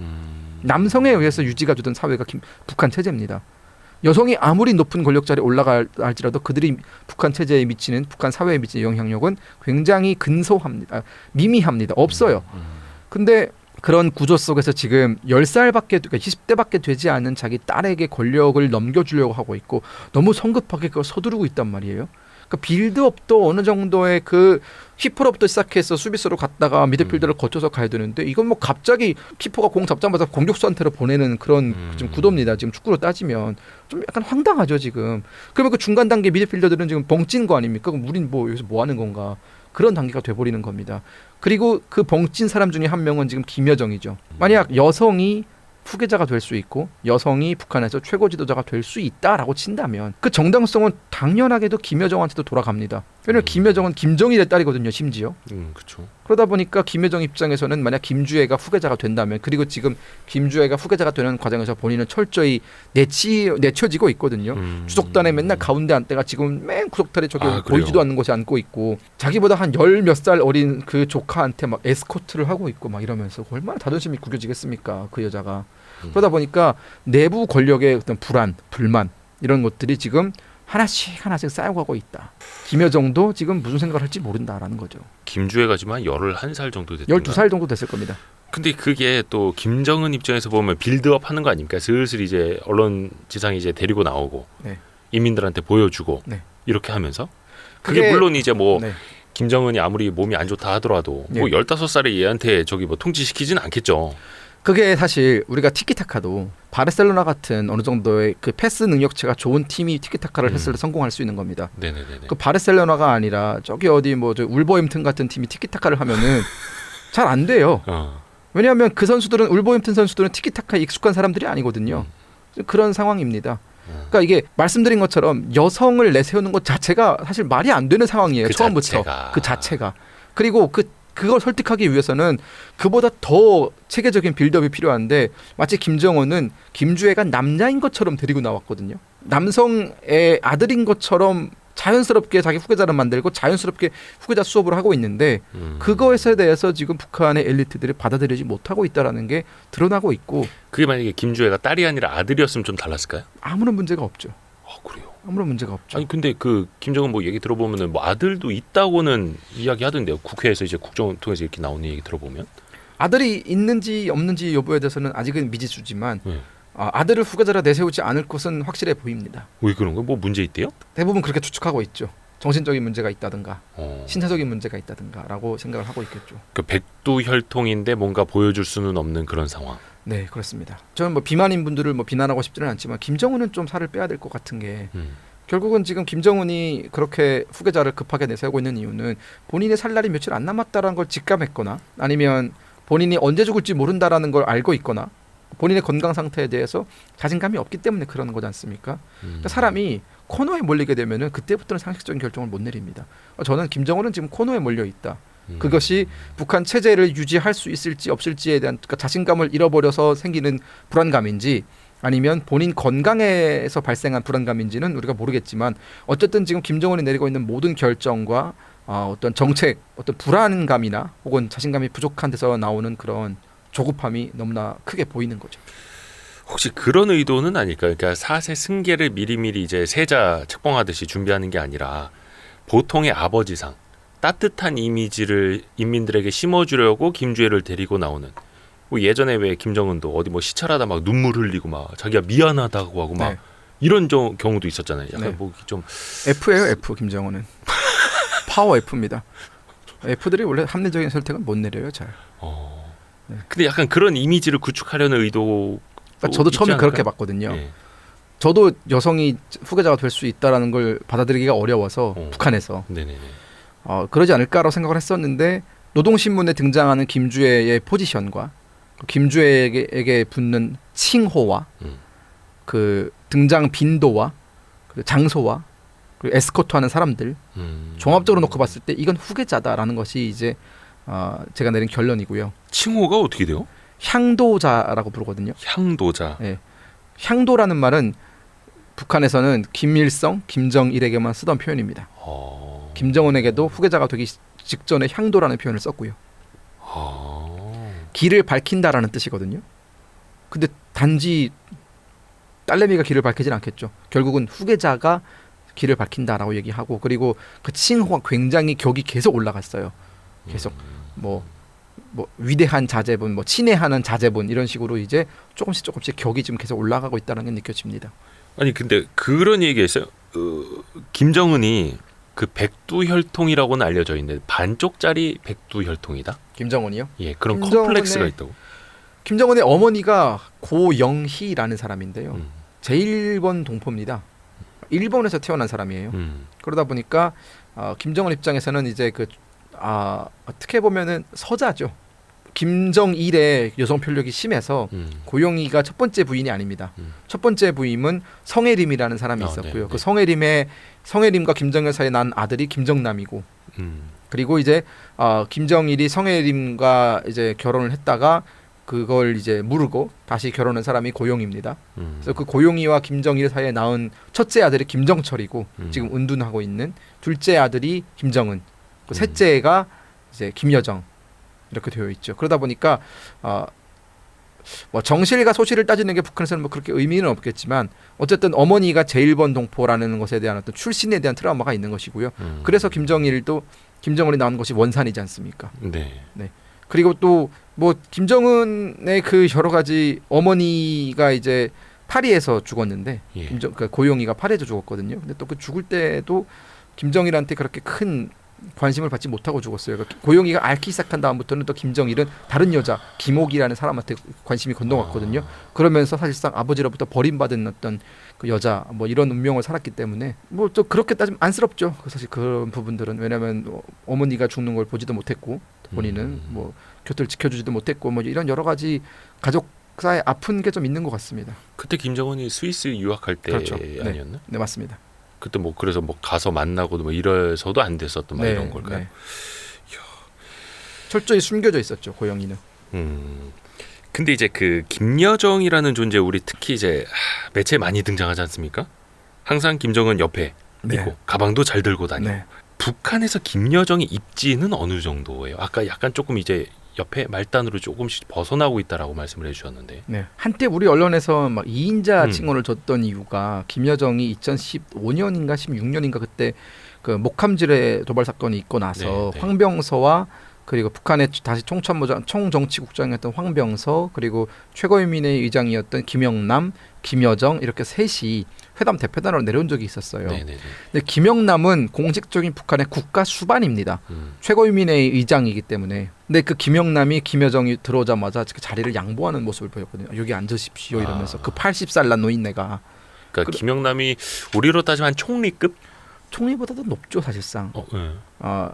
총리, 일단 뭐 넘버 2? 그렇죠. 공식적으로 국가 수반이기 때문에 대통령이죠 사실상. 그리고 이제 북한에서는 김정은은 대통령 그 이상의 절대적인 존재고 행정부에서는 그 어쨌든 넘버 원이죠. 입법부에서는 넘버 원이죠. 최고인민회의가 국회거든요. 근데 그 김영남이 김여정한테 자리를 양보하는. 여기 앉으십시오. 자기가 이렇게 자리에 앉아 있다가 김정이 들어오니까 이렇게 벌떡 일어나더니 그 80 그때 막 83인가 그랬을 거예요. 근데 막 이렇게 양보하는 모습을 보면서 김여정의 권력. 당시 김여정은 뭐 어디 부부장 정도였어요. 부부장 정도면은 차관급이거든요. 차관 정도의 사람에게 그렇게 양보하는 모습을 보이면서 권력 서열을 실감할 수 있었고요. 그리고 나서 이제 어느 정도 김여정은 단독으로 남한을 비방하는 대담도 낼 수 있을 정도로 북한 내부에서는 권력이 탄탄해지다가 김여정 등장 이후에는 완전히 풀이 죽었죠. 김주의 등장 이후에. 김주의 등장 이후에는 그래서 어디 있는지 보이지도 그게 않죠. 김주의 영향을 받는 거예요, 김여정이? 그렇죠. 오. 그리고 사실상 추측이지만 김여정을 밀어내고 있는 건 김정은은 아닐 겁니다. 김정은이 김여정을 밀어내고 있다고는 보지 않고요. 아마 이설주가 김여정을 밀어내고 있을 겁니다. 근데 이게 예전에 왜 조선왕조실록 보면 이런 얘기 많이 나오지 않습니까? 서로가 이제 밀어내고 자기의 자식을 이제 세자로 책봉받기 위해서 뭔가 이제 권력 투쟁을 벌이게 되고 이 똑같은 게 북한에서 벌어지고 있는 거예요. 그렇죠. 지금 김여정의 입지는 수양대군입니다. 지금 단정의 즉위를 지금 지켜보고 있는 거죠. 그 말인즉슨 김주애가 만약 단종이 될 왕권을 받으면 단종의 운명이 될 수도 있는 것이죠. 왜냐하면 김주애는 지금 권력 기반이 너무나 취약해요. 아버지 빼고는 없거든요. 근데 그 아버지가 죽고 나면은 김정은을 따르던 사람들이 김주애에게 충성할 것인지는 사실 모르는 일입니다. 그거는. 왜냐하면 김정은을 따르던 사람들은 김정은에게 충성했던 거지 김주애한테 충성했던 건 아니거든요. 뭐 유지로서 뭐 김주애에게 충성을 해달라라고 뭐 유언을 남길 수는 있겠지만 그게 뭐 100% 이루어진다는 보장도 없고 반면에 김여정은 나름의 권력 기반을 탄탄하게 쌓아왔기 때문에 정당성도 있고요. 그리고 아는 사람도 많고요. 북한 권력 내부에. 네네. 그리고 안정적으로 권력을 유지할 수 있다라는 그 신뢰가 좀 존재합니다. 내부에서는. 근데 만약 그런 신뢰감이 없는 아주 초짜에게 권력을 맡겼다가는 북한 체제가 어디로 갈지 모른다라는 그런 불안전성 때문에 사람들이 김여정을 선택할 가능성이 있다라는 거죠. 특히나 그러니까 군부는 그렇죠. 리설주 김주애와 김여정 사이에 권력 투쟁이 벌어질 수도 있다. 그렇죠. 보통 올케와 신우이와 사이 좋은 사람은 없습니다. 근데 그게 김정은이 살아있으면 문제는 안 되겠지만 그렇죠. 김정은이 만약에 갑자기 어떤 뭐 6.25 사태가 벌어지면 네. 그때는 이제 피 튀기는 여인천하가 벌어질 수 있는 거예요. 그렇죠. 한 명 더 있죠. 현성월이라고 또 한 명 더 있습니다. 그 무슨 악단 저기 하여튼 네, 지금은 옆에서 이제 완전 수행 비서처럼 수행을 하는 사람인데 네. 현성월도 또 이제 뭐 한마디 하겠죠. 거기도 권력권 안에 들어올 수가 있는 거예요. 여긴 백두혈통이 아닌데. 현성월은 정말 근본이 없는 사람이거든요. 근본이 없어요? 네, 그러니까 이게 북한으로 따지면 근본이 없습니다. 이게 뭐 백두혈통도 아니고 네. 그 현성월의 아버지나 뭐 이런 사람들이 백두혈통 가깝게 지냈던 뭐 로얄 엘리트도 아닙니다. 현성월은 발탁. 현성월은 말 그대로 가수거든요. 예. 가수를 하다가 북한에서 꽤 유명한 가수였어요. 준마처녀라는 북한의 희대의 명곡을 부른 가수 중에 한 명이고 이선희급이었어요. 북한에서는. 그러다가 이제 김정은 눈에 들어서 이제 초고속 승진을 한 거기 때문에 북한의 대표적인 엘리트들이 걸어야 되는 그런 코스를 다 뛰어넘고 그 자리로 간 사람입니다. 그건 반대로 얘기하면은 코스를 차근차근 밟아온 사람 입장에서는 얼마나 꼴보기 싫겠습니까? 저 가수 출신 가수가 그냥 김정은 눈에 들어서 초고속 승진을 했다. 그러면 이제 그 근본과 시스템을 모두 무시한 거잖아요. 예. 근데 지금 현성월이 지금 현재 권력을 유지할 수 있는 건 김정은의 총애가 있기 때문이고, 하지만 김정은이 사라진다라는 거는 현성월이 누리고 있던 권력의 기반도 사라지는 거잖아요. 네네. 그러면 현성월도 이제 선택을 해야겠죠. 싸우느냐 아니면 죽느냐. 어떻게 될지 모르는 겁니다. 살벌하네. 네. 이 모든 제가 앞서 말씀드렸잖아요. 이 모든 권력의 불안정성은 김정은 스스로 자초한 겁니다. 그러면 그 김여정 같은 경우에서 북한에서 어떤 정치력 자체는 어떻게 인정받고 있어요? 그 부분은 잘 모르겠습니다. 그 부분에 대해서는 뭐 우리가 혼자 막 특정 지을 수 담화도 있는 하고 막 전 세계 상대로 혼자 막. 근데 그건 있어요. 외교관들은 북한의 외교관들은 김여정이 그런 돌발 행동을 그렇게 좋아하진 않는답니다.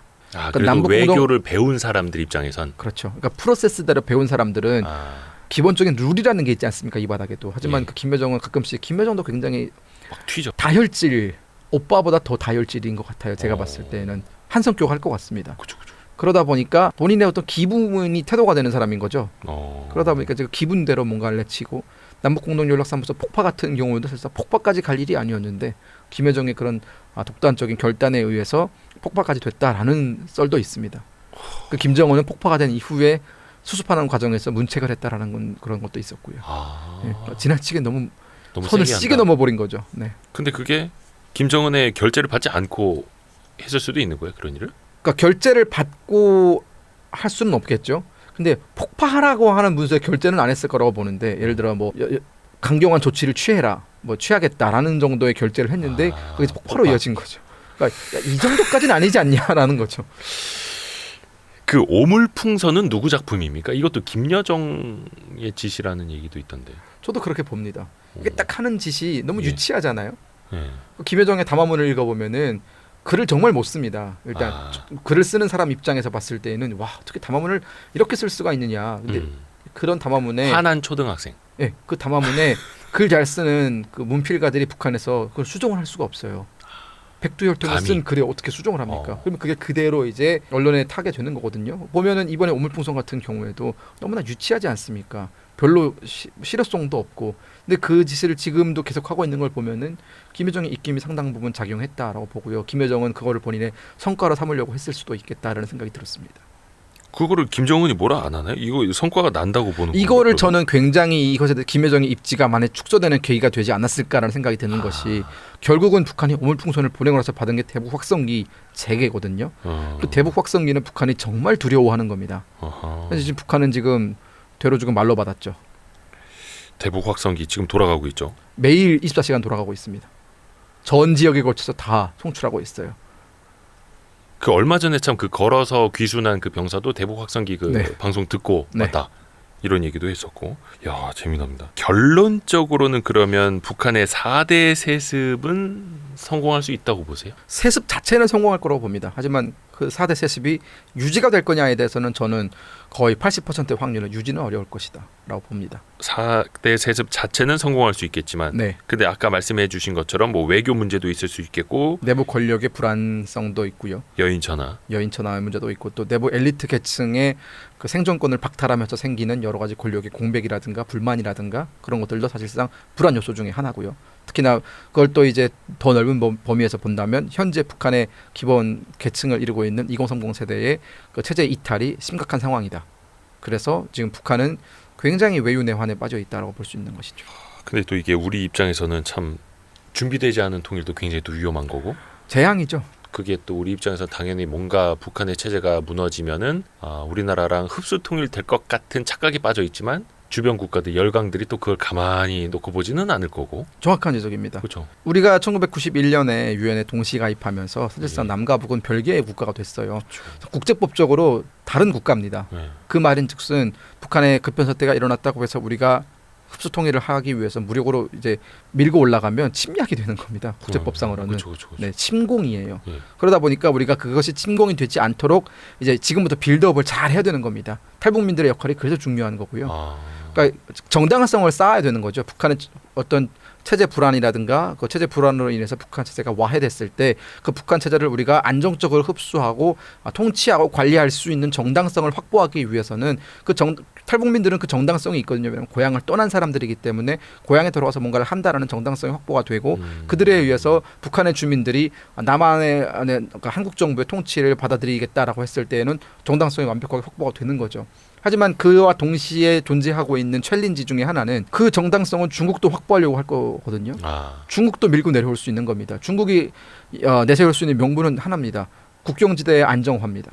그러니까 북한의 통치체제가 와해되게 되면은 북한 주민들의 생존권을 위해서 가장 가까운 북중국경을 따라서 이제 중국으로 이제 난민으로 들어올 가능성이 있는 네. 것이죠. 경제 난민으로서. 그러면 그 경제 난민으로 인해서 북중국경이 이제 어지러워지고 북한에 뭐 중국의 치안 문제가 발생한다고 하면은 중국은 본인들의 군들을 내세워서 치안 유지 목적, 평화 유지 목적으로 이제 뭐 치안 유지군이라든가 평화 유지군이라는 그런 명목하에 중국군을 상주시킬 수 있는 겁니다. 그러면 이제 한반도에 어느 군대가 북한 땅에 어느 군대가 먼저 들어가느냐의 싸움이 될 수도 있고요. 우리와 중국이 동시에 들어온다면은 중공군과 우리 사이에 어떤 물리적인 충돌이 일어날 수도 있는 상황이고요. 또 그 사이에 북한의 군벌들, 그러니까 북한의 통치세가 무너지면서 북한 군을 완벽하게 장악하지 못한다면은 이 북한 군은 동시에 군벌이 되겠죠. 그러면 이 군벌들이 또 어떤 식으로 준동을 할지. 그리고 가장 결정적인 것은 북한의 핵 버튼. 누가 그 핵 버튼을 차지하게 될지. 그런 것들로 우리가 고민해야 되는 문제죠. 그러니까 이게 어떻게 보면 참 우리가 그 지금과 변하지 않는 현상 유지가 가장 안정적으로 보일 수밖에 없는 게 그렇죠. 나중에 어떻게 될지 모르는 거니까 네. 중국도 가만히 보지는 않을 거고 이거 좀 걱정이 되네. 사실상 북한의 체제 변화라든가 뭐 북한의 어떤 여러 가지 상황적인 변화는 필연적입니다. 그러니까 우리가 이제는 그것을 어떤 변수가 아닌 상수로 놓고 생각을 해야 되는 시대가 왔다라는 생각이 들고요. 그렇기 때문에 통일을 준비하는 사람들, 특히 뭐 정치권이든 뭐 경제권이든 뭐 행정부든지 간에 이런 그 요행을 바라면 안 되는 거죠. 북한이 무너지고 북한 체제가 와해됨으로 인해서 우리의 역할이 분명히 있는 것이고요. 그리고 사실 절호의 기회이기도 합니다. 우리가 이제 우리의 국토를 수복할 수 있는 그러니까 그런 상황이 왔을 때 어떻게 해야 될지에 대해서 확실한 가이드라인이라든가 혹은 뭐 국민 뭐 동의라든가 여러 가지 준비라든가 그런 것들이 지금부터라도 많이 늦었지만 해야지만이 우리가 그 충격을 이제 덜 받겠죠. 그런 준비 없이 맞이했다가는 정말 충격이고 만약 그런 사태가 발생했는데 중국이 들어왔어요. 우리보다 먼저. 그 중국이 뭐 대동강 이북 지역이라든가 청천강 이북 지역을 완전히 점거하고 거기에 뭐 군사기지를 설치하고 이렇게 되면은 사실상 우리는 완전히 영토를 영구적으로 잃어버리는 것이 되기 때문에 그때의 그 피해는 천문학적이죠. 그래서 우리는 더더욱 준비를 해야 된다라고 생각합니다. 북한 체제가 와야 되는 것 자체가 이제는 변수가 아니라 상수로 저는 필연적이라고 보고 빠르면 5년 된다.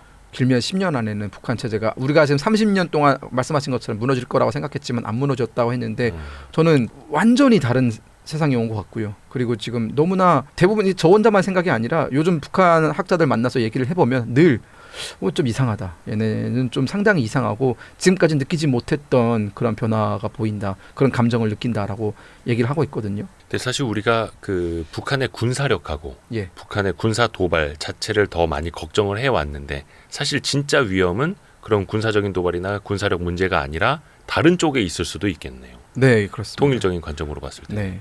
근데 우리가 또 그런 통일을 준비한다라는 것 자체가 북한에게는 또 제1의 적대 국가가 네. 하는 모습으로 또 보일 테고요. 뭐 이번에 윤석열 대통령이 8.15 통일 독트린이라는 걸 예. 발표했는데 그 8.15 통일 독트린의 가장 핵심적인 내용은 흡수 통일하겠다라는 거거든요.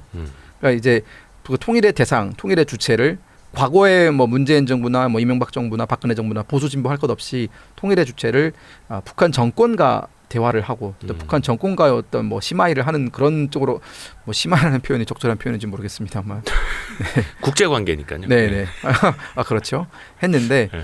이제 윤석열 대통령은 뭐 제가 대통령 편을 들고자 함은 아니지만 어쨌든 그 부분은 제가 마음에 들었던 게 북한 주민을 대상으로 하겠다라는 거였습니다. 즉 북한 정권과 북한 주민을 완전히 분리하겠다. 네. 우리의 통일의 대상은 북한 주민이고 북한 주민의 알 권리라든가 그리고 북한 주민이 자유, 민주, 평화적인 체제 하에 살 수 있는 길을 열겠다. 그게 통일이다라고 얘기했는데 그건 한 단어만 바꾸면은 그냥 흡수 통일하겠다라는 거거든요. 그렇죠. 그 때문에 좀 정치권에서 논란이 많았는데. 논란이 많은데 북한이 아무 말도 안 하고 있어요. 그거에 대해서. 북한이 지금 이런 방구도 안 하고 있거든요. 아 그래요? 우리가 내세운 그 통일 정책 그리고 통일 제안에 대해서 북한이 싫으면 싫다, 뭐 좋으면 좋다, 뭐 욕을 하든가 뭐 있어야 되는데 반응은 안 하고 있습니다. 그 이유가 반응을 하려면 일단 그걸 언급을 해야 되잖아요. 네네네. 윤석열의 뭐 대북 정책이 이러이러했다. 근데 그게 미칠 영향력이 굉장히 파급적이라는 거예요. 북한 체제 내에. 왜냐하면 북한은 올해 초부터 통일을 포기했습니다. 통일을 하지 않겠다라고 선언을 했어요. 네. 남한과는 이제 통일의 대상이 아니다라고 별개의 국가다. 라고 하고 예. DMZ 일대를 군사 그 분계선이라고 불렀었는데 거기 국경이라고 부르거든요. 북한은 다른 나라 취급을 하는 겁니다. 근데 북한 사람들은 그게 굉장히 혼란스러워요. 왜냐하면 북한 사람들은 어린 아이부터 시작해서 늙은 할아버지까지 노인들까지 통틀어서 통일은 굉장히 필연적인 거다라고 생각을 하고 살았거든요. 아 그래요? 네, 통일 의식이 우리보다 훨씬 높습니다. 거기가. 근데 그거는 적화 통일. 무력 그렇죠. 통일. 뭐 무력 통일이죠. 예. 예. 어쨌든 한 민족이 통일을 해야 된다라는 생각을 가지고 살았는데 김정은이 갑자기 그걸 뚝 끊어버린 겁니다. 그 맥락을. 이제 우리는 쟤네랑 통일 안 한다. 라고 하니까 올해 초부터 굉장히 많은 혼란이 있어서 그 주민들을 설득하기 위한 강연회가 엄청 많았다고 해요. 왜 통일을 하지 말아야 되는지에 대해서. 근데 갑자기 남한의 대통령이 주민을 상대로 북한 주민을 통일을 대상으로 삼겠다라고 해버리게 되면은 북한 주민들 입장에서는 받아들이는 게 굉장히 다를 거라는 거죠. 그러니까 북한이 그걸 아예 언급을 안 하고 있고 아예 반응도 안 하고 있고 반응을 할 수 없는 어떻게 보면은 좀 그 외통수에 빠진 거다라고 보고 있거든요. 북한이 이제 공식적으로 반응을 하면은 그것도 어떤 신문이나 방송 보도를 통해서 주민들도 알게 되기 그렇죠. 때문에. 그럼 이런 제안이 있었구나를 알게 되고 그걸 읽어보게 될 텐데 상당히 매력적이라는 거죠. 그런 것들이. 아 오히려. 네. 그 얼마 전에 그거 보니까 대북 확성기 방송에 대해서도 북한이 방송을 통해서 되게 비난을 하더라고요. 예. 그러면은 한국에서 대북 확성기 방송을 재개했다라는 것도 북한에서도 이미 다 알고 있는 거네요. 북한 주민들은 다 압니다. 그리고 이게 알 수밖에 없는 게 지금 한 60만 명에서 70만 명 정도가 그 DMZ에 있거든요. 북한 네. 군인. 네. 그럼 그들은 지금 매일 듣고 있는 거 아니에요. 자장가처럼. 그거를. 그게 밤에는 한 30km까지 소리가 간다. 예, 맞습니다. 그리고 이동용 확성기를 진짜 코앞까지 들이대면 40km까지도 갑니다. 정말 코앞까지 들이대면은 개성 시내까지 들린다고 하죠. 그게. 그러다 보니까 그 군인들이 이제 그 소식을 다 고향에 전달하는 겁니다. 나 맨날 자장가로 저기 레드벨벳 노래 듣고 있다 이런 식으로 퍼지는 건 순식간이죠. 이게 60만 명이라는 숫자가 엄청난 겁니다, 사실상. 그러면 그건 또 북한에서 또 동요될 수밖에 없고 신경 쓰일 수밖에 없고. 그렇죠. 근데 그 대북 확성기 방송에 대해서 뭔가 우려 이상의 어떤 도발은 나오지는 않는 것 같거든요. 제 느낌상으로는. 그러니까 북한이 뭐 과거에는 뭐 고사총을 쏜다든가 군사적인 도발을 통해서 좀 겁을 줘서 타격해버린다. 뭐 그런 식으로 했는데 우리가 이제 끔적도 그때 박근혜 정부 때였는데 또 박근혜 대통령도 워낙 또 북한에 대해서 강경한 사람이지 않습니까? 그러다 보니까 아예 뭐 끔적도 안 하다 보니까 북한이 이런 위협으로는 사실상 얻을 수 있는 게 없고 오히려 이제 한국을 한 번 더 자극하면은 대북 확성 이상의 것들이 날아올 수도 있겠다. 특히나 지금 현 정부는 북한에 대해서 굉장히 강경한 사람들이 지금 안보실이라든가 국방부에 있기 때문에 북한이 한국을 잘못 건드렸다가는 이제 더 큰 뭔가로 돌아올 가능성이 있다라는 거죠.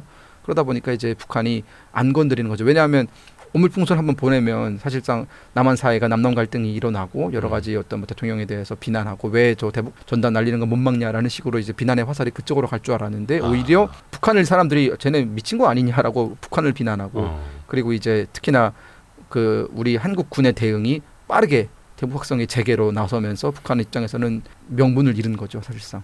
근데 또 우리 입장에서 약간 국지적인 도발이나 이런 것도 걱정되기도 하잖아요. 아 그렇죠. 북한의 도발은 그러니까 저는 그렇게 생각합니다. 우리가 뭘 하든지 간에 북한은 본인들이 도발을 하고 싶으면 도발을 합니다. 우리의 대응에 따라서 그들이 도발을 하지는 않았고요. 지금까지 북한은 본인들이 판단했을 때 본인들에게 이득이 된다라고 판단하면 도발을 하기 때문에 사실상 우리의 행동 여부에 따라서 그들의 도발에 좌우된다라고 보지는 않고요. 하지만 어쨌든 명분으로 삼을 수는 있겠죠. 우리가 대북 확성기를 했다라는 것에 대해서 그걸 명분 삼아서 그러니까 굳이 뭐랄까요, 잡음을 일으키 필요가 없는데 잡음을 이렇게 됐다라고는 뭐 얘기를 할 수 있겠지만 지금까지 북한이 하지 못하고 있는 것을 보면은 어떤 도발도 없는 것을 보면은 북한도 딱히 그 도발을 통해서 거둘 수 있는 실익이 크지 않다라고 판단을 하기 때문에 못하는 것 아닌가라는 생각이 듭니다. 그들은 얻을 수 있는 실익이 있으면 그냥 도발하는 거고. 그렇죠. 본인들이 생각했을 때 도발을 함으로 인해서 본인들이 얻는 게 훨씬 크다라고 하면 도발을 합니다. 우리가 심지어 유화적인 태도를 취할 때도 이게 대표적인 케이스가 연평해전이죠. 네네네. 2002년 6월 달에 일어났던 연평해전은 그때 남북 사이가 굉장히 좋을 때 아닙니까? 그때 막 2000년에 그 김대중 대통령이 북한을 방문해서 6.15 남북 공동 성명 맺고 당시 2002년이면 윤도현 씨가 YB 밴드가 북한에 건너서 공연하고 막 베이비복스라든가 신화라든가 이런 아이돌맨 가서 공연할 때였거든요. 완전히 그 훈풍 분위기고 바로 며칠 뒤에 그 추석에는 몇 달 뒤 추석에는 상봉 이산가족 상봉까지도 계획하고 있던 와중에 북한이 도발을 일으킨 거거든요. 그걸 통해서 우리가 알 수 있는 건 북한이 그때 도발을 일으킨 건 이제 그 당시 우리가 월드컵 분위기다 보니까 그 월드컵 분위기를 좀 산통을 깨려고 사실 도발을 했던 건데 그리고 이제 서해 함대의 그 대응 능력을 보기 위해서 시험한 건데 결국 우리 장병 6명이 그때 전사했고 그러니까 그런 걸 보면은 사실상 북한은 우리가 북한에게 유화적이든 뭐 강경하든 그것과 상관없이 북한이 지들이 하고 싶으면 한다라는 거죠. 그래서 저도 우리도 그냥 우리가 하고 싶을 때 하면 되겠다는 생각이 듭니다. 근데 또 우리나라는 이제 정권에 따라서 어떨 때는 햇볕 정책, 어떨 때는 강경책으로 가잖아요. 네. 그게 그러면 이제 북한을 자극하거나 그거 자체는 이제 바꿀 수는 없는 거고 어떻게 보면은 북한의 군사 도발을 최대한 억제하는 게 우리 입장에서 되게 좋아 보이기는 하는데 방법적으로는 어떤 게 좀 낫다라고 보세요? 두 가지 방법이 있는데요. 첫 번째는 그러니까 이게 햇볕 정책 때 뭐 일단 종합적으로 먼저 말씀드리면 다시 말씀드리지만 우리가 햇볕 정책을 하던 시기에도 북한은 군사 도발을 했었고 우리가 강경책을 했을 때도 군사 도발을 했었거든요. 근데 이제 그 빈도수라든가 혹은 이제 차이를 놓고 본다면 정말 압도적인 힘으로 대응을 하면 우리가 북한은 도발을 못했습니다.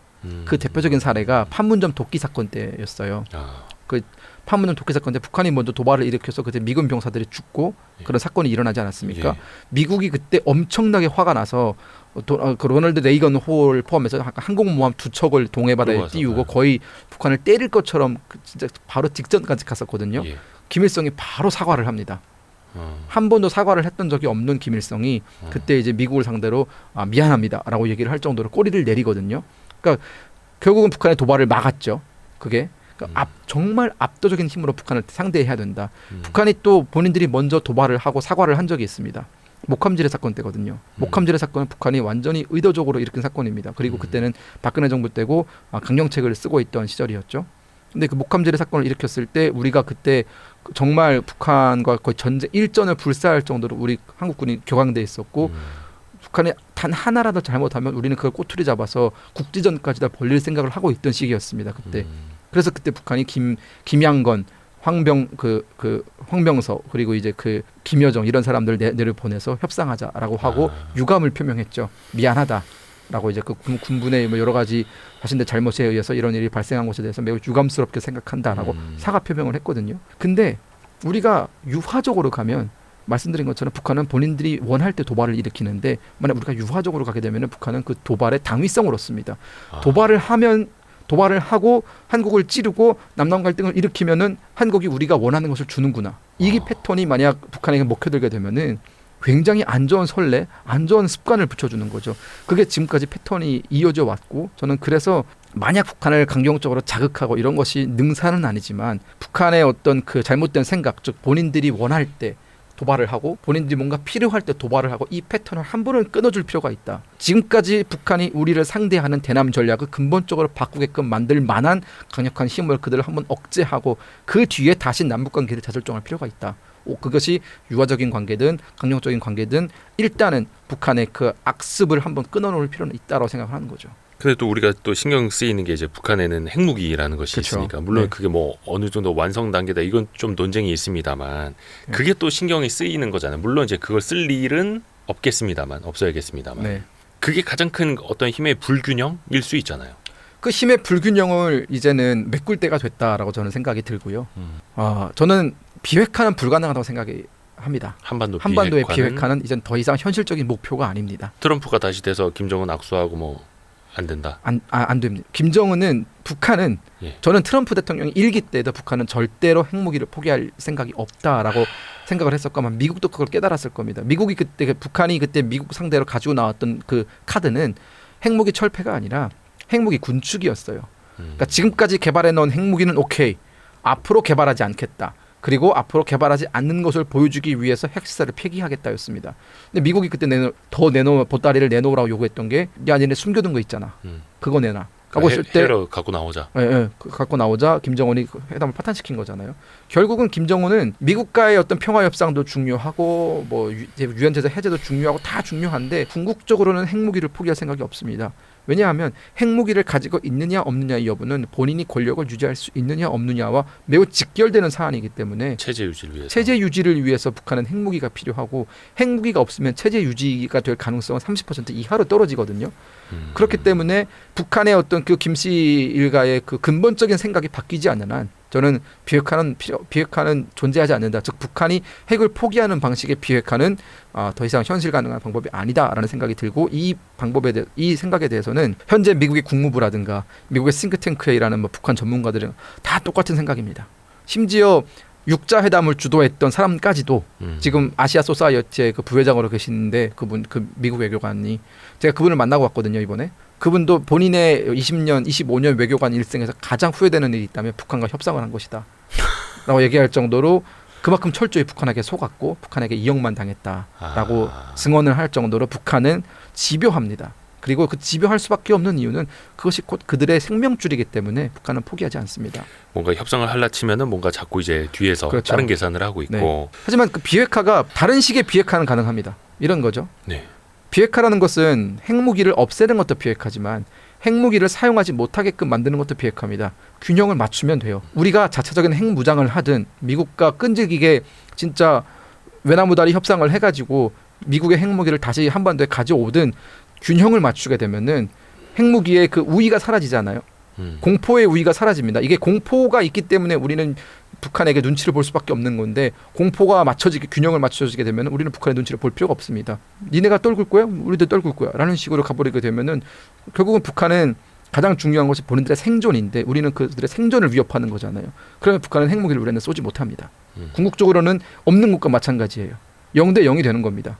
저는 그래서 늘 강조하지만 이제는 우리도 자체 핵무장에 대해서 전향적으로 생각해 볼 때가 됐고 대승적으로 자체 핵무장이 필요하다. 이게 어떤 어떤 집단의 어떤 이익이라든가 대북 관계에서 주도권 이 차원이 아니라 향후 대한민국의 생존을 위해서 필요한 거다. 나중에 북한이 몰락하고 북한 체제가 뒤집어지고 한다 할지라도 북한의 핵무기는 남아 있는 거잖아요. 그 핵무기가 누구 손에 넘어갈지에 대해서도 우리는 생각을 해야 되는 것이고 그렇기 때문에 우리 체제, 대한민국 체제의 영구적인 존속이라든가 영구적인 안정을 위해서 그리고 향후 북한이 사라지게 되면은 우리한테 가장 큰 적은 러시아나 중국이 될 가능성이 높은데 그들 둘 다 또 핵무장에서는 또 일가견 있는 나라 아닙니까? 우리는 필연적으로 북한이 존재하든 안 하든 필연적으로 대한민국의 성장과 안보를 위해서는 핵무기를 가져야 되는 입장입니다. 지금까지 그걸 방치한 것이 오히려 직무유기였다라는 생각이 들고 저는 이제는 우리가 생각을 바꿔서 우리가 조금 힘든 시간을 겪더라도 핵무장은 반드시 필요하다. 그것이 우리의 안보를 지킬 수 있는 가장 확고하고 가장 빠른 길이다라고 생각을 합니다. 힘에는 힘으로, 눈에는 눈으로. 물론 그게 핵을 쓰자는 거는 아니고 핵을 쓰지 못하게 하기 위해서 핵이 필요하다라는 논리. 네. 철저히 억제용이죠. 우리가 누구를 상대로 핵을 쓸 이유도 없고요. 그래서도 안 되죠. 하지만 상대에는 그런 이유가 있습니다. 그러면 우리는 그걸 막아야죠. 우리는 그럴 이유가 없는데 상대는 그럴 이유가 있고 상대는 그럴 의도가 있어요. 근데 자꾸 이제 이게 상대적인 거긴 합니다만 네. 북한 입장에서는 자꾸 이제 미국이나 네. 대한민국이 북침을 할 수 있다 이러면서 걱정을 하면서 오히려 더 도발을 하고 자기네를 이제 자위하기 위해서 네. 무기 체계나 이런 거를 발전을 시켜야 되는데 이런 식으로 이야기를 하고 있잖아요. 네. 그게 실질적인 북한에서 느끼는 위협이기 때문에 그럽니까? 아니면 그 진짜 그냥 체제를 지키기 위한 레토릭입니까? 체제를 지키기 위한 내부 선전용이죠. 그러니까 그게 지금 김정일 시대 때부터 선군 정치를 강조하면서 모든 역량을 군사에 쏟고 있잖아요. 네. 그게 지금 북한이 내세우고 있는 대외적인 논리가 미국이나 한국의 어떤 침략 때문에 그렇다라고 하는데 우리가 그걸 상식적으로 생각을 해보면 일단 대한민국 육군이 쳐들어 올라갈 일은 없습니다. 왜냐하면 우리는 북진에 반대하는 주민이 50%가 있거든요. 북진에 반대하는 정치인이 50%가 있습니다. 북진 자유통일에 반대하는 사람들이 대한민국 국민의 절반이면은 전쟁을 못합니다. 네. 그렇죠. 보통 민주주의 국가가 독재 국가를 향해서 전쟁을 먼저 일으키는 법은 없습니다. 네. 지금까지 모든 전쟁사를 통틀어 봤을 그쵸, 때 그쵸, 민주주의 국가가 독재 국가를 상대로 먼저 전쟁을 선포한 경우는 없습니다. 왜냐하면 민주주의 국가에서 전쟁을 결정하는 건 굉장히 어려운 과정이거든요. 그쵸. 생전에 경각에 달렸을 때나 결정을 내릴 수 있는 일이지 그만큼 대한민국이 북한에 쳐들어갈 수 있는 위험성은 거의 없다고 봐야 됩니다. 그러면 미국은 있느냐? 미국도 없다고 봐야 됩니다. 왜냐하면 미국은 북한에 쳐들어갈 만한 먹을 게 없어요. 북한이 뭐 이라크도 아니고 뭐 북한을 쳐들어갔을 때 기름이 나오는 것도 아닙니다. 단지 어떤 독재 정권 하나 끝내겠다고 미국에 들어간다는 것은 미군도 수만 명의 사상자를 각오하고 들어가야 되는 일이기 때문에 그건 역시 미국한테는 굉장히 큰 부담입니다. 만약 북한에 기름이 있거나 혹은 뭐 북한의 지정학적 위치가 너무나 중요하거나 등등의 미국이 포기할 수 없는 이유가 있다면 미국이 쳐들어갈 수도 있겠죠. 하지만 북한은 황무지입니다. 거의 뭐 없어요. 그리고 오히려 미국이 북한에 쳐들어간다라는 것은 네. 중국한테 전쟁을 선포하는 거기 때문에 미국 입장에서도 엄청나게 큰 리스크입니다. 미국이 지금 한반도 문제에 관심을 가지고 있는 것은 딱 한 가지 이유입니다. 한미동맹 때문이에요. 한미동맹 그리고 중국을 억제하기 위해서 즉 방어적인 목적이 강하다라는 거죠. 그리고 그러면 북한의 레토릭은 왜 사용되었느냐. 모든 국가의 역량을 군사 발전에 쏟으면서 주민 생활 발전에는 등한시했거든요. 그러면 그 등한시하는 정당한 이유가 있어야 되지 않습니까? 사람들의 불만이 생기겠죠. 왜 우리의 생활 형편은 이러냐라고 했을 때에 합당한 근거가 결국 독재 국가에서 가장 잘 사용하고 가장 잘 먹히는 레토릭은 외부의 적을 키우는 겁니다. 쟤가 나쁜 놈이다. 쟤 때문에 그렇다. 우리가 좀 힘들더라도 이것 때문에 이렇게 해야 된다라고 군사력을 다지지만 실상은 본인들의 독재 정권이 무너질까봐, 즉 군사력을 확실하게 잡고 있어야 주민들의 어떤 내부 소요라든가 반란이라든가 이런 것들도 억제할 수 있는 것이고요. 군권을 확실하게 가지고 있어야 어떤 주변 국가로부터 본인이 축출당할 위험도 줄어드는 것이고요. 그렇게 다양한 여러 가지 이유에 의해서 결국은 군사력을 가지고 있는 것이고 독재 정권이 끝나는 것을 가장 두려워하기 때문에 근데 사실 이게 어떻게 보면 어불성설인 게 독재 정권이 유지가 되는 것도 보고 있는 것도 사실은 좀 괴로운 일이거든요.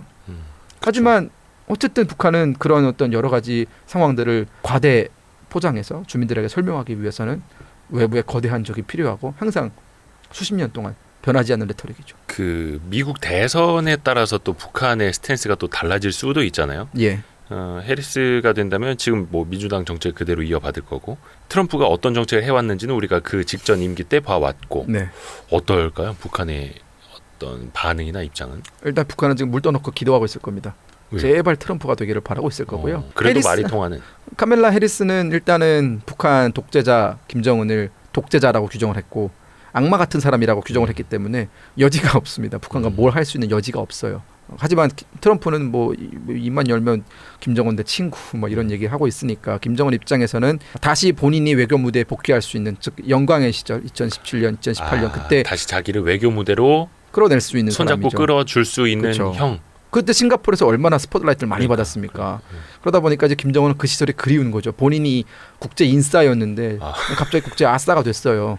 이제 본인이 인싸력을 키워줄 수 있는 형이 다시 오면은 얼마나 좋겠습니까? 그리고 또 바라는 것 중에 하나는 어쨌든 하노이 회담의 결렬 이후에 지금 매듭지지 못한 여러 가지가 있잖아요. 근데 그것에 대해서 김정은은 일말의 기대를 가지고 있겠죠. 하지만 동시에 경계를 할 겁니다. 트럼프가 바보가 아니에요. 예. 우리 사람들이 트럼프를 너무 무시하는데 우리 언론도 그렇고 트럼프는 굉장히 영리한 사람입니다. 말은 저렇게 해도 속으로 무슨 생각을 할지 모르는 사람이고요. 그렇기 때문에 결국 트럼프는 특히나 트럼프를 우리가 얘기할 때 핵심적인 단어는 트럼프는 절대로 손해보지 않습니다.